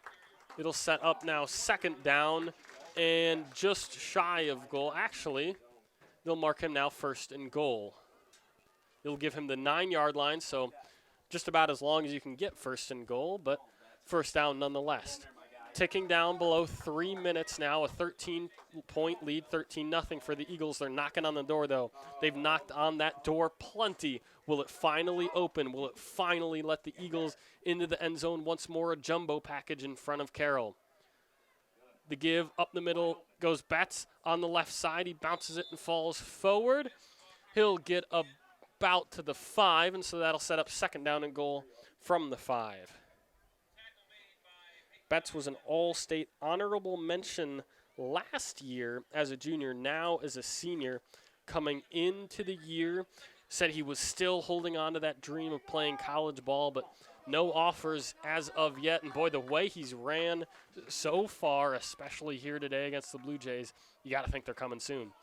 To the right and to the left in a spread formation in front of Carroll, who's got Betts behind him. The grab, the give, Betts again, and he's finally bottled up. Boy, that must be the 4th or 5th play that we've seen the give to Betts up the middle, and finally the first play that they were able to stop it. 3rd down and 5, it comes out a tough time because, of course, it forces 3rd down and 5 from the near the goal line. 3rd down and 8, rather. 3rd down and goal from the 8. 1:50 remaining here in the 3rd quarter. Up 13-0 are the Eagles. On the left hash, jumbo package in front of Carroll, 1 to the right, 2 to the left. The give up the middle is Betts. Betts has a hold of room, and he falls forward into the end zone. Betts gets house call number 2 of the ball game, number 3 on the year, and he makes this a 3-score ball game. Boy, this kid is something incredible, isn't he? He's a bowling ball coming down Main Street, and they just can't stop him. Now back for the extra point. Taden Fiken is 1 of 2 on the day. His holder, Braden Foss, who's made some great plays on both sides of the ball, has corralled 2 high snaps to get good holds down for him. This one, a good snap, a good hold, the kick up, and good. 2 of 3 is Fiken, and up now 19, make it 20-0 with 1:33 remaining. Are the Eagles? We'll have more Eagles on the air on the other side of the break on 100.3 The Ride. Rarely, if ever, do you hear someone say they look forward to going to the doctor's office. This is Dr. Kristen Parker with Northwest Kansas Chiropractic. Many chiropractic patients experience instant pain relief after receiving a treatment. As a result, a number of our patients have said they actually look forward to their chiropractic adjustments. If you've never been to a chiropractor, I'd like to personally invite you into our clinic for effective, comfortable, and professional care. Learn more about us online at nwkchiro.com. Wow. A typical reaction from homeowners who just walked into a kitchen by Northwest Kansas Decorating Center. We call it the wow factor. Wow. And the reaction of others when they see their cabinet, countertop, and backsplash work. Northwest Kansas Decorating Center can take your bland kitchen and make it grand with the finest cabinets, countertops, and flooring designed and installed by their professional team. Go to nwksdecoratingcenter.com and get ready to be.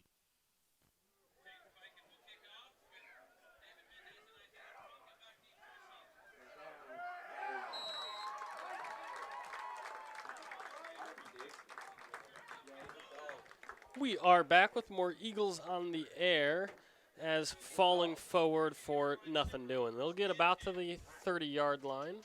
They'll spot them to 31, and that's where the Blue Jays will set up their offense suddenly down by 3 scores. And really, it doesn't even seem like suddenly. They've been down for 2 scores so long, and the defense has continued to keep them at arm's length in this ball game that finally when the score comes, it looks like, oh, it's just, they finally punched it in, but suddenly it's a 3-score ball game, and the Blue Jays need, it's not now or never for this offense, but you certainly need a spark, and you need one quick. 1:29 remaining, up by 20 are the Eagles.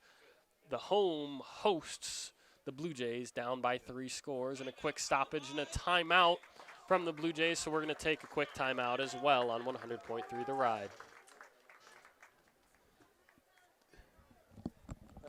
time they've done that. And we're still proudly owned by the Foot family, lifelong Kansans that have a passion for our state and the communities we serve.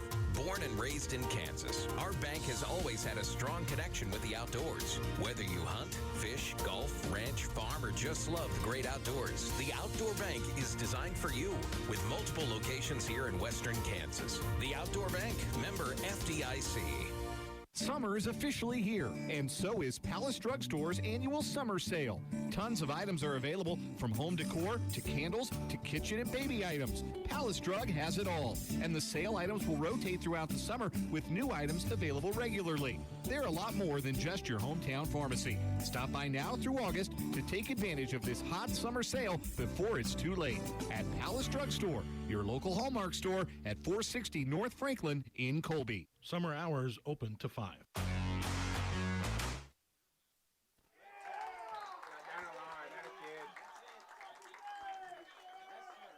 The Eagles are back in action defensively, and they get a stop deep in the backfield. It looked like that was Cameron Lilly first to the ball and bringing down quarterback Trace Copper, who has been, largely bottled up. He's their leading passer, of course. He's under center. He's their quarterback. He's their guy. But he's also quick and shifty out of the backfield. He leads them in rushing by a huge margin, and he's been absolutely, stuffed. He hasn't really had any space. He's made a quick, shifty moves, but, the 0 on the scoreboard tells you all it needs to. Copper rolling right, looking right, pressure in his face. He barely gets that pass off, and it hits the dirt. It was closer to about 3 Eagles than it was to any Blue Jay offensive player out there. So 41 seconds now remaining in the third quarter. Up 20-0 are the Eagles, and looking to get a quick defensive stop here because it's third down behind the sticks.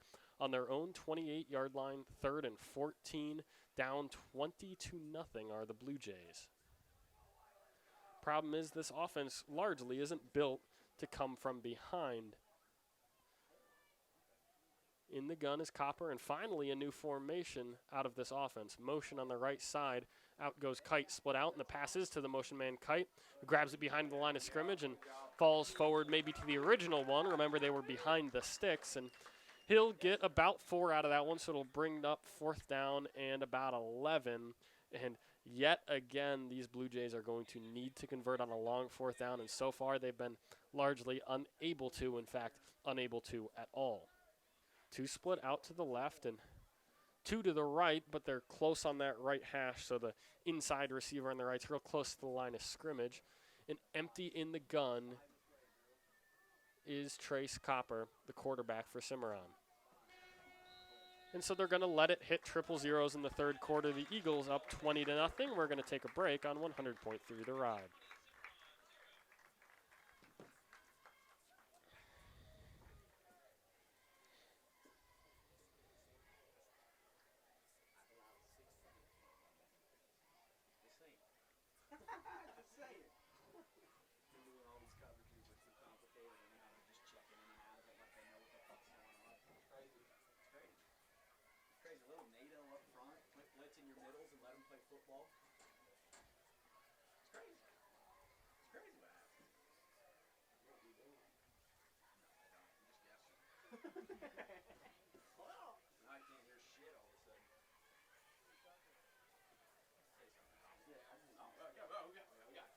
On our remaining 2022 Ram HDs with the Cummins motor. If you have a trade-in, we want it. Visit us in person at exit 53, I-70, Colby, Kansas, or browse online 24/7 at colbydodge.com or give us a call at 460-Jeep.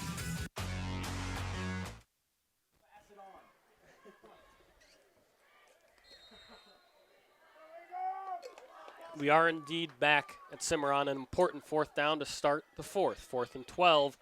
On their own 29-yard line, the Blue Jays, really, it's now or never. They got to pick this one up. Dropping back is Copper, motion from the left to the right of the formation. Now he's got 4 receivers on the right side. Copper claps. Now he's got it. He's going to pooch punt this one.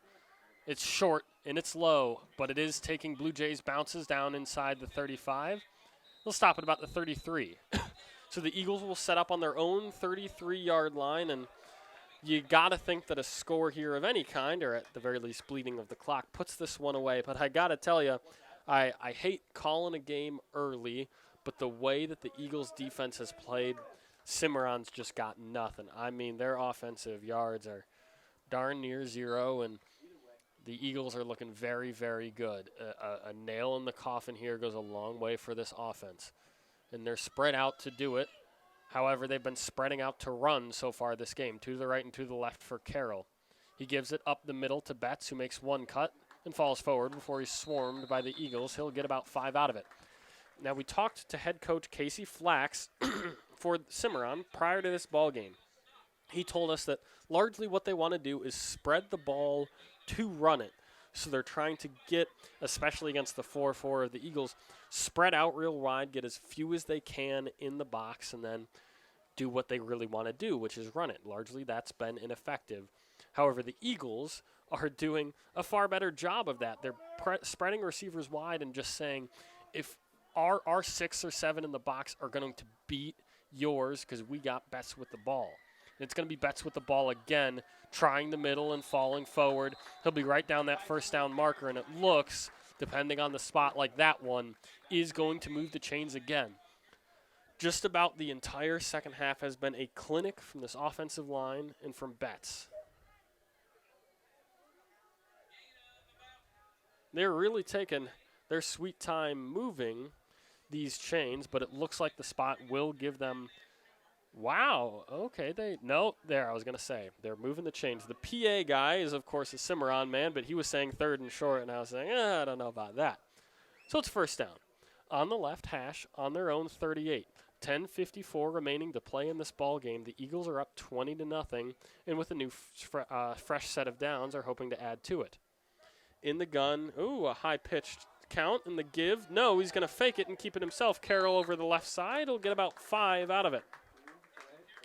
That's that Kirk Cousins voice crack on the call, but he got it off, and, hey, he got yards out of it. Second down now, and about 6 on the left side of their own 46.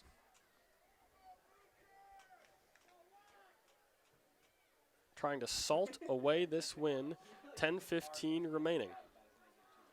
2 to the right and 1 to the left, and Carroll's in the gun with Betts behind him. A high snap is fumbled. Betts is able to fall on it. They'll lose about 5, but only that, no turnover out of the play and mitigating damages back there. It went through Carroll's hands, but right into Betts's. And Kason Carroll has reminded us at practice that he does have negative rushing yards on the season because, of course, remember, like in college, high school ball, sacks count against your total rushing yards. He's quick, and they use him in the read option game, but still behind the sticks overall is Carroll on the season. Today might change that, though. In the gun is Carroll. High snap, he corrals it and looks long over the left side. It's a high looping ball. Giesenhagen's under it, and a jump ball is won. That one's too easy, and he's going to run the remaining 25 all the way to the nest. Randy Moss would be so proud. Went up and climbed the ladder. Looks like he should be running towards fires the way he climbed that ladder. Came down with it and a full 60 yards to the crib. Give that man 6 points, a house call for Casey Giesenhagen. That's his second of the day. It'll give the Eagles from 20 up to 26, and it looks like they'll be trotting out Taden Fiken one more time at the very least. Eagles fans will hope for more, of course. But he's 2 of 3 on the day, on the 3 touchdowns. He's got a chance now for the 4th. Basically a newly installed kicker. He didn't play during the first game, and then the second game against Holyoke. Didn't have a lot of chances, of course, to kick. He made the 1 extra point he had, but, of course, that was it. So now dropping back to kick. It will be Foss again, who we've mentioned has done a good job on both sides of the ball, but also as a holder, and he'll have hold number 4 on the attempt. A high snap, down, good, and blocked. We've seen the Blue Jays get through that line quickly a couple times, and finally they block it. 9:21 remaining, up by 26 are the Eagles on 100.3 The Ride.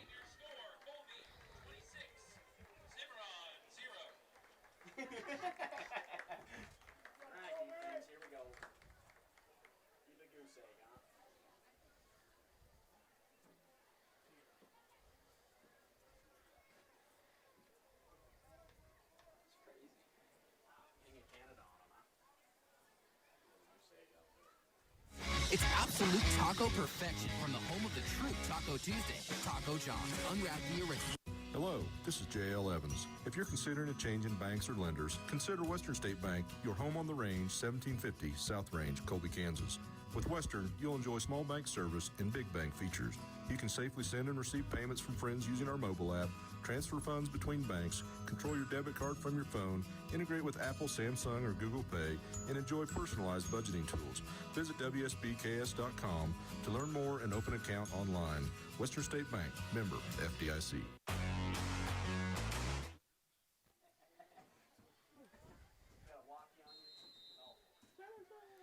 We're back as Fiken run up and kick and high and end over end, but again short, but it's bobbled by the up man for the Blue Jays. Finally he gets it and cuts forward. Now he's got a hole, and he's still being taken down all the way up to about the 40 of the Blue Jays. 9:13 remaining. Eagles just added to their lead. It's 26-0, and you think Casey Giesenhagen has a future as a firefighter. It looked that way the way he was climbing that ladder. He made an amazing two-handed catch. Randy Moss would be proud. Ran the rest of the way and added to this big Eagle lead, 26-0 in favor of the visiting Eagles.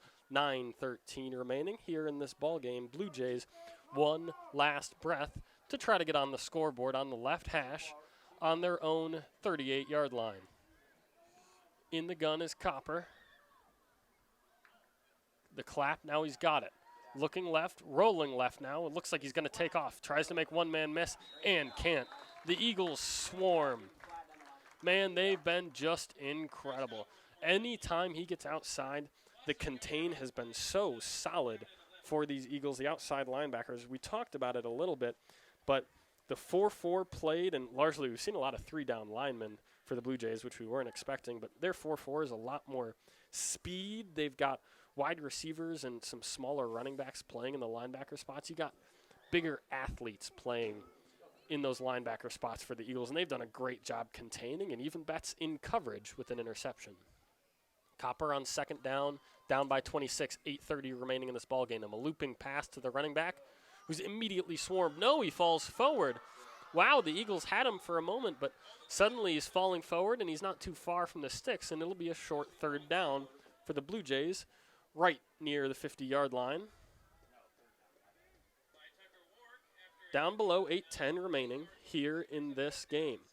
Up by 26 are the Eagles, and it didn't come all at once. Slowly over this ball game, they've imposed their will on the host Blue Jays. Now on the left side, on the 27-yard line, 47-yard line, the Blue Jays will set up for third down and 3. The clap in motion. Now he's got it. Looks left, throws left. Now over the middle of the field, they've got a first down.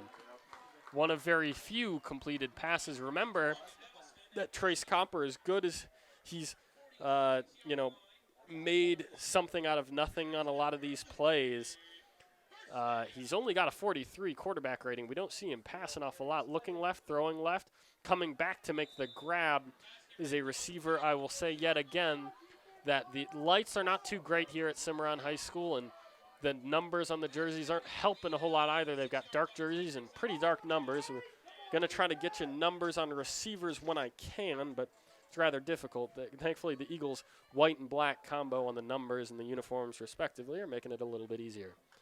Second down at about 5 on the Eagles' 45. The Blue Jays set up. Empty gun for Copper, who rolls right. He's got a man in his face. Can he get away from him? He trips and falls. He lost the ball. That ball's on the floor, and it's picked up by the Eagles. Oh, my. Taken down right away is Talon Wark, but that's an Eagle with the football. Turnover for the Blue Jays. That's turnover I can't even count anymore. I got to use 2 hands for it. What a play from the Eagles defense. And Trace Copper, when you're running around so much and when so much of your offense is improvised and quick little outs and can I make a man miss, he's holding it with one hand trying to keep his eyes downfield, and all of a sudden the ball's just sitting on the turf and he's fallen his face in the dirt about 5 yards ahead of it. So starting again in plus territory is this Eagles offense. They're on the left hash of about the 48. Carroll's in the gun. The give, no, he'll keep it himself, and he's got nowhere to go, but he slips one tackle and makes it back to the line of scrimmage. That was just all strength and an arm tackle there from what would have been a tackler from the Blue Jays, so it'll set up 2nd down and 10. 7 minutes remaining, a big lead. 26 points is 26-0. The Eagles defense is pitching a shutout, and boy, they're looking good doing it. That's now 2 interceptions and the fumble. It was a fumble recovery. Remember that Talon Work helped force a turnover last game, had an interception, but this time he's picking it up off the turf. Carroll's in the gun. He's got Betts behind him. The snap, he's going to pass. Long over the left sideline. He's got a man, but it's too long, way over the head, and it was closer to a Blue Jay than it was to Giesenhagen, and the one-on-one King was way over his head, and so it'll set up now 3rd down and 8. 6:33 remaining.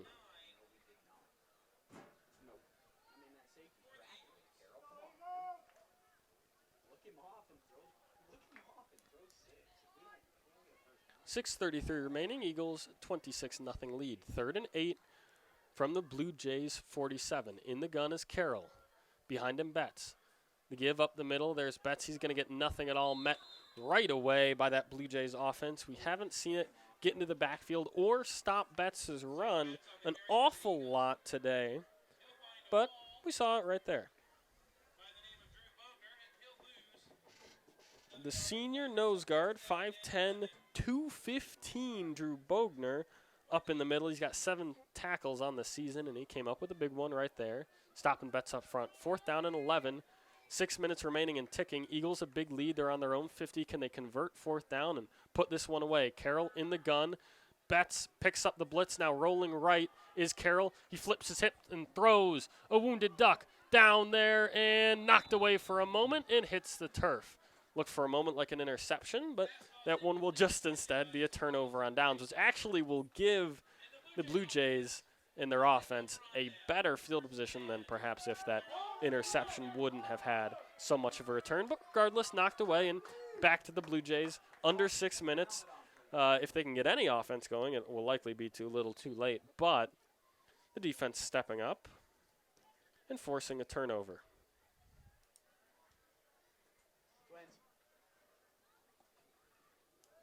So on their own 49, the Blue Jays, one last gasp.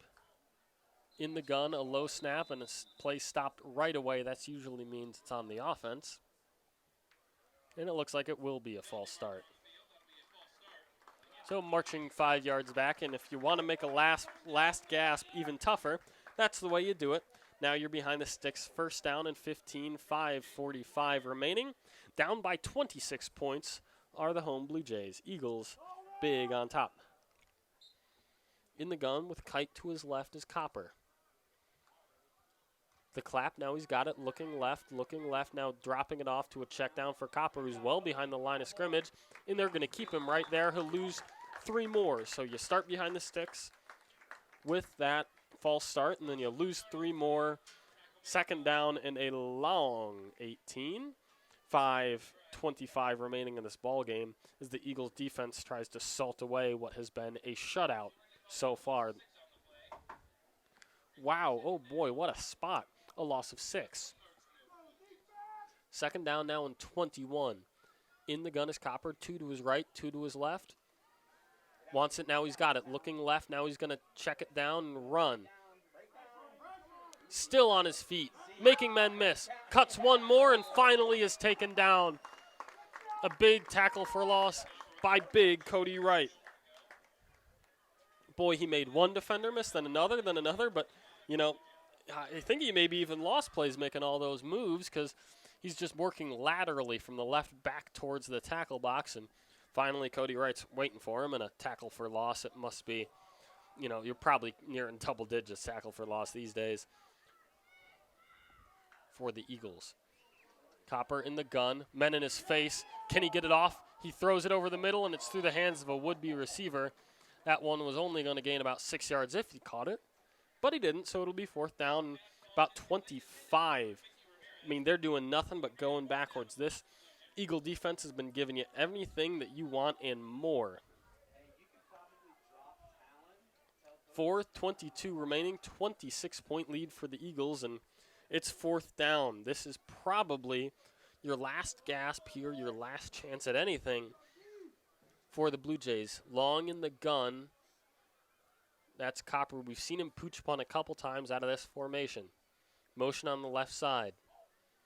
Now he's got 4 receivers again on his right. Low snap is handled and pooch punt. Long and dropping. Bounces at the 40 and goes back to the 31. So in favor of Coach Flax, you must say, the pooch punt, what it does is you're lined up in that form in a true offensive formation. You got receivers split out. You have motion. It's like a true offensive play. So then the Eagles are, of course, forced not to have a return man. So when it has done like it has so often today, dropping and taking a big Blue Jay bounce, there's nothing they can do about it. They had to have their safeties up playing true defense. So works in their favor, but, you know, no offense to counter that at all. So a big 26-point lead here for the Eagles, and with 4:12 remaining, they're looking to salt it away. In the gun is Carroll. To his right is Betts, and to his left is Tucker. 2 receivers right, 1 left. Wants it, now he's got it. The give, Tucker Wark. Tries the right side, makes one man miss, and now he's got a hole and falls forward all the way near the first down marker. Looked like he was going to be caught for maybe a gain of 1 or 2. Slips it upfield, and all of a sudden he's fallen straight north and south. They're going to spot him a full 2 yards short. Wow, but second down now and 2.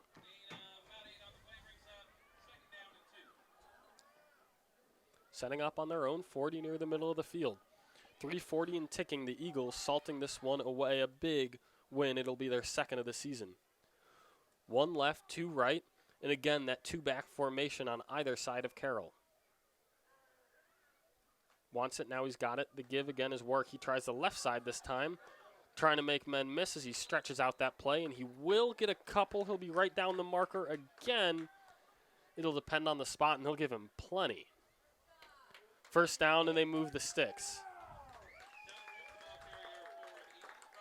You can hear it from the Eagle faithful. The Eagles can hear that cheering too. They're now just going to let this one tick. 3:10 remaining, up by 26. One more first down will do it for sure. In the gun is Carroll. Behind him is Betts. 1 left, 1 right. Wants it. Now he's got it. The give. Betts up the middle. Makes one move. Now another and falls forward for about 7. He has abused this Blue Jay defense. Boy, I mean, you really just can't stop this kid.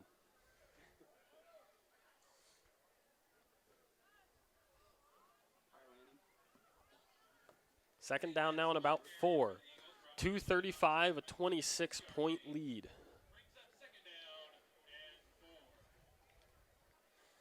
Your Eagles have come into Cimarron and have beat them front to back, start to finish. The defense has been incredible, pitching a shutout.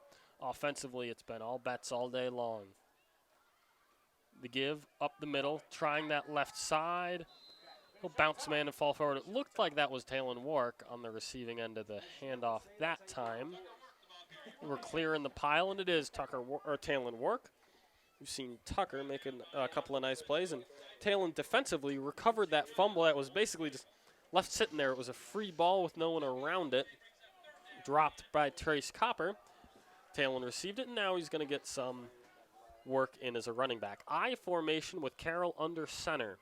Behind him are 2 backs, not something we've seen a whole lot, but probably 5 or 6 times this season. Hard count. Now the give. Work tries the right side, falls forward. We'll maybe get 1 out of that one. It'll set up a short 4th down. Minute 20 remaining, up by 26. And like I said, one more first down was salted. That one more first down, however, elusive. 1:10 remaining, up by 26. They're on their own 50-yard line, and it's 4th down and about 2 yards. Obviously, you're going to go for it. Do you take it all the way down to 1 second, take your timeout? Looks like that's what they're going to do. Carroll's not even going back to the huddle. So they are going to do that. They're going to take it all the way down and take their timeout. Up by 26, and the Eagles will have the finish to this one on the other side of the break on 100.3 The Ride. Service and a fun, relaxed atmosphere. You find it all at El Dos de Oros in Colby. Mexican favorites that your entire family can enjoy. Delicious, sizzling hot fajitas, scrumptious enchiladas, tasty tacos, burritos stuffed to the brim, and of course, the best margaritas around. That's all at El Dos de Oros. Go find them at 1921 South Range Avenue in Colby and enjoy delicious Mexican food. The Colby Free Press brings residents of Thomas County news, pictures, and commentary on the happenings, issues, and events that impact the lives of residents of Thomas County. The Colby Free Press is informative and affordable. The Colby Free Press is a local daily newspaper that has earned a great reputation for journalistic excellence and extensive knowledge of the local communities of Colby, Rexford, Brewster, and surrounding communities.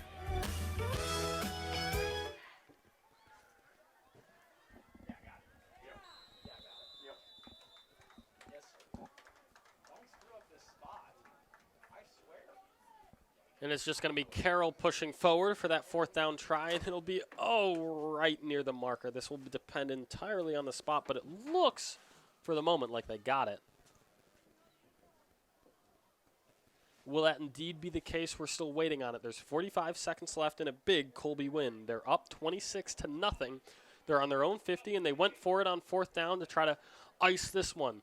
Tick off the last ones off of this clock. There's 45 seconds remaining, and they're calling an official timeout. It looks like, they're going to do it.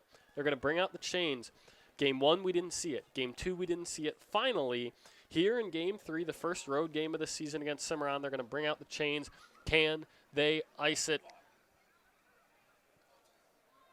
Here comes the spot. And about 2 inches short, and so that'll be the Blue Jays ball. 1st down and 10 on their own 49. Down by 26. Can you get a 27-point play? That's about their only hope right now. And you're going to have to do it in about 45 seconds.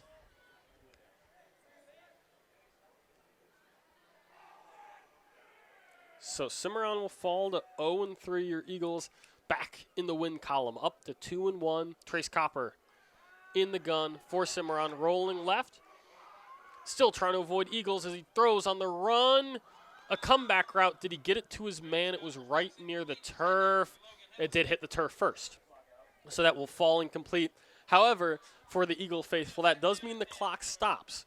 So we're not at 0-0s yet. 37 seconds remaining, up by 26 of the Eagles, and the defense can all but just watch this one salt away to 0-0s for a big win.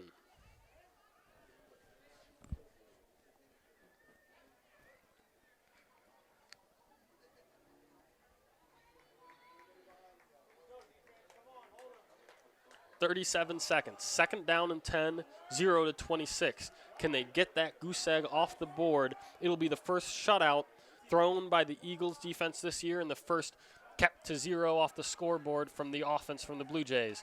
A run over the right side. Can't find that edge. 3rd down upcoming. A big, big tackle from just about every Eagle you can name defensively. Looked like Kai Lanning led the way, but, everyone was there. Possibly that was Jackson Carney, 51 and 61, respectively, are those two. So 3rd down and 7. 5, 4, 3. Are they going to get one more playoff? 2, 1. No. They'll let it hit 0-0s. That's our final here in Cimarron High School. Your Eagles back into the win column in their first road game of the season, a 26-0 win. We'll wrap up this ball game. We'll talk to Ryan Mosier. We'll name an Ram Tough Eagle of the game. We'll do it all on the post-game show here on 100.3 The Ride.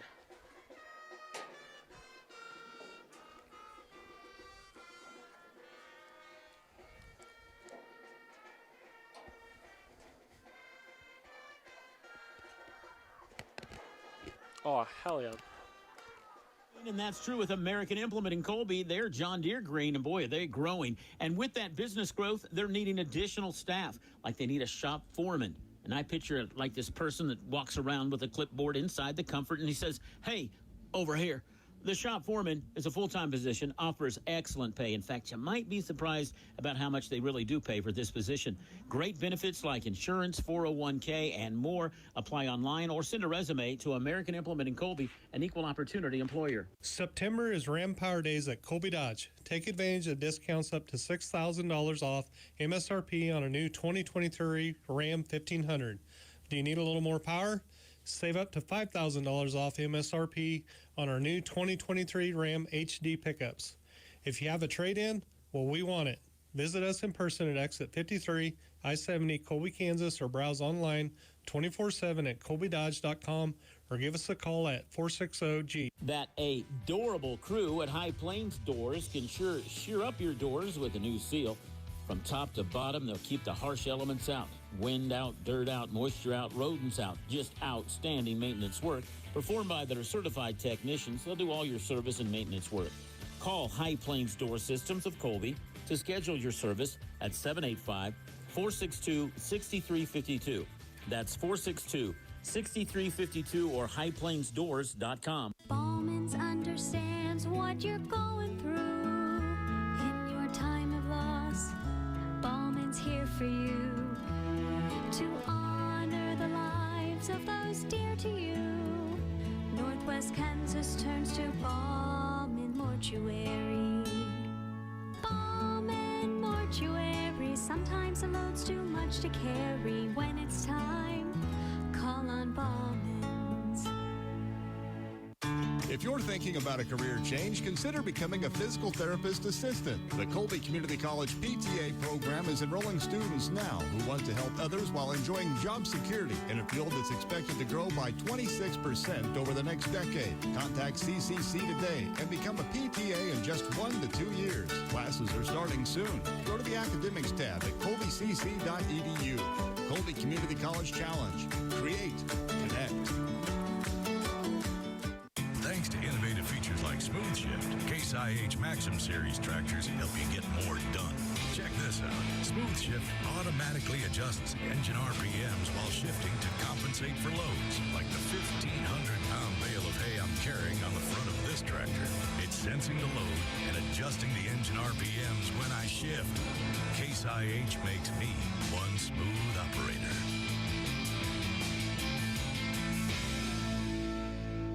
Welcome to the Funk Optometry post-game show. See Dr. Sam Funk at Funk Optometry for all of your eye care needs and optometry supplies. They have a large selection of glasses, contacts, eyewear, and sunglasses. See Funk Optometry in downtown Colby today.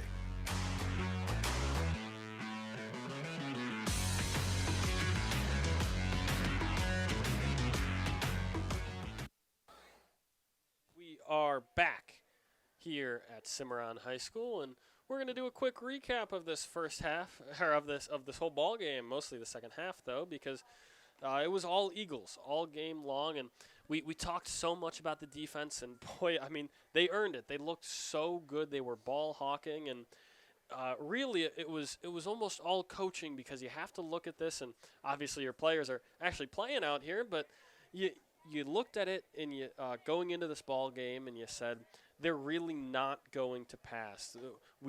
They try to spread you out. They try to throw quick outs to try to convince you we're going to be passing it a lot. We're going to hit you. We're going to hit you with stuff on the outsides. We got fast receivers. We got good playmakers. But largely, I mean, they had nothing, right? They were only doing that, spreading them out so that you can run the ball. And not only is that their running back, Holden Kite, who got almost no touches rushing, and that's largely what we've seen this season.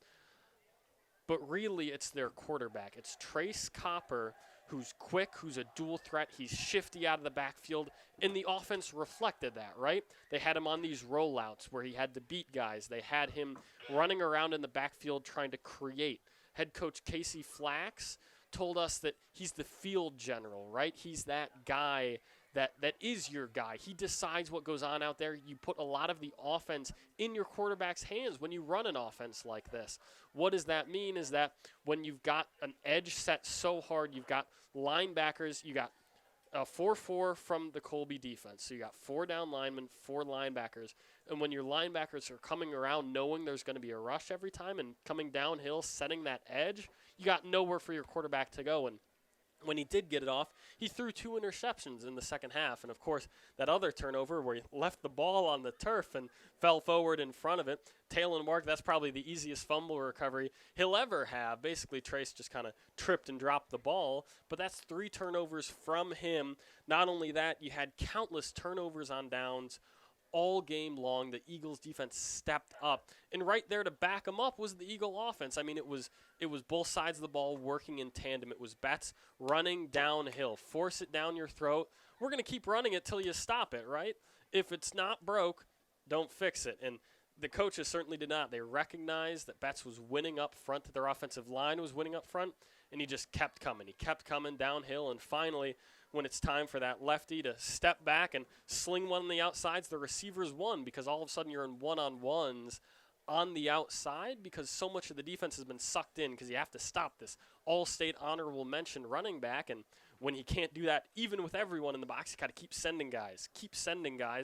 And then you're open on the outsides. You got guys like Giesenhagen and Foss beating defenders downfield for huge chunk gains, and that's what they did. It looked really good, this offense working in tandem and backing up their defense just as well. The final score here, 26 for the Colby Eagles, 0 for the Cimarron BlueJays playing host today for the Eagles. The Blue Jays will drop to 0-3. The Eagles will move up to 2-1. We'll crown a Ram Tough Eagle of the game after this break, and we'll talk to head coach Ryan Mosier here on 100.3 The Ride. Funk Optometry post-game show. Next, we'll talk with Eagles head coach Ryan Mosier.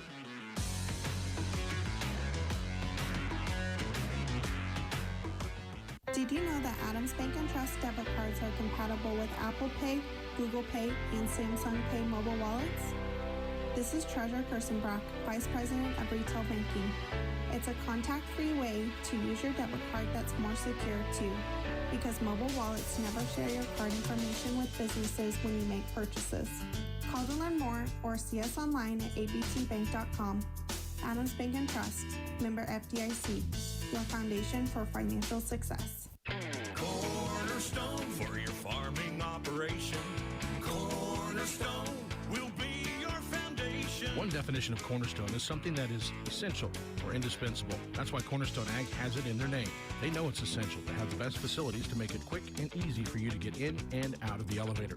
Eric and his staff has indispensable knowledge and experience to help you market your grain so you get the most for all your hard work. You're never alone with Cornerstone.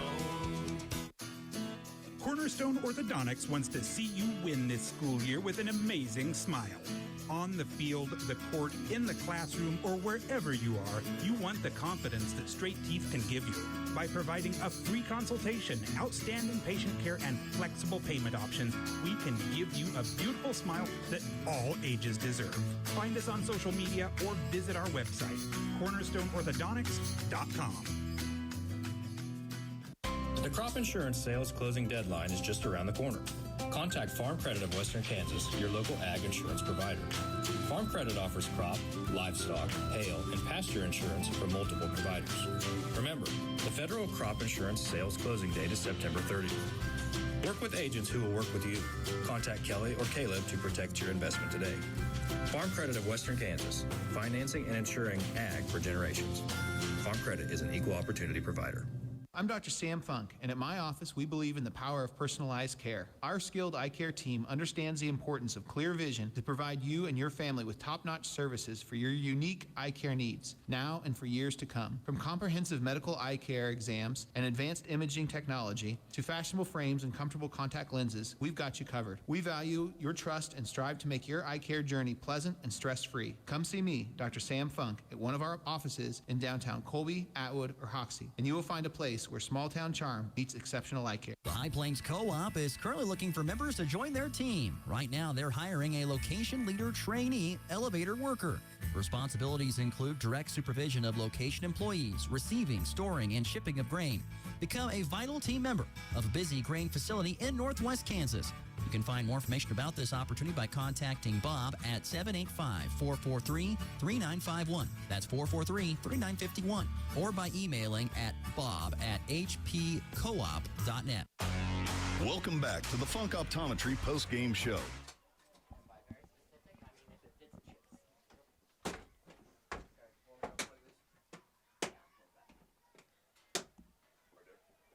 And we are back on 100.3 The Ride with more of the Funk Optometry postgame show. And we lied to you a little bit.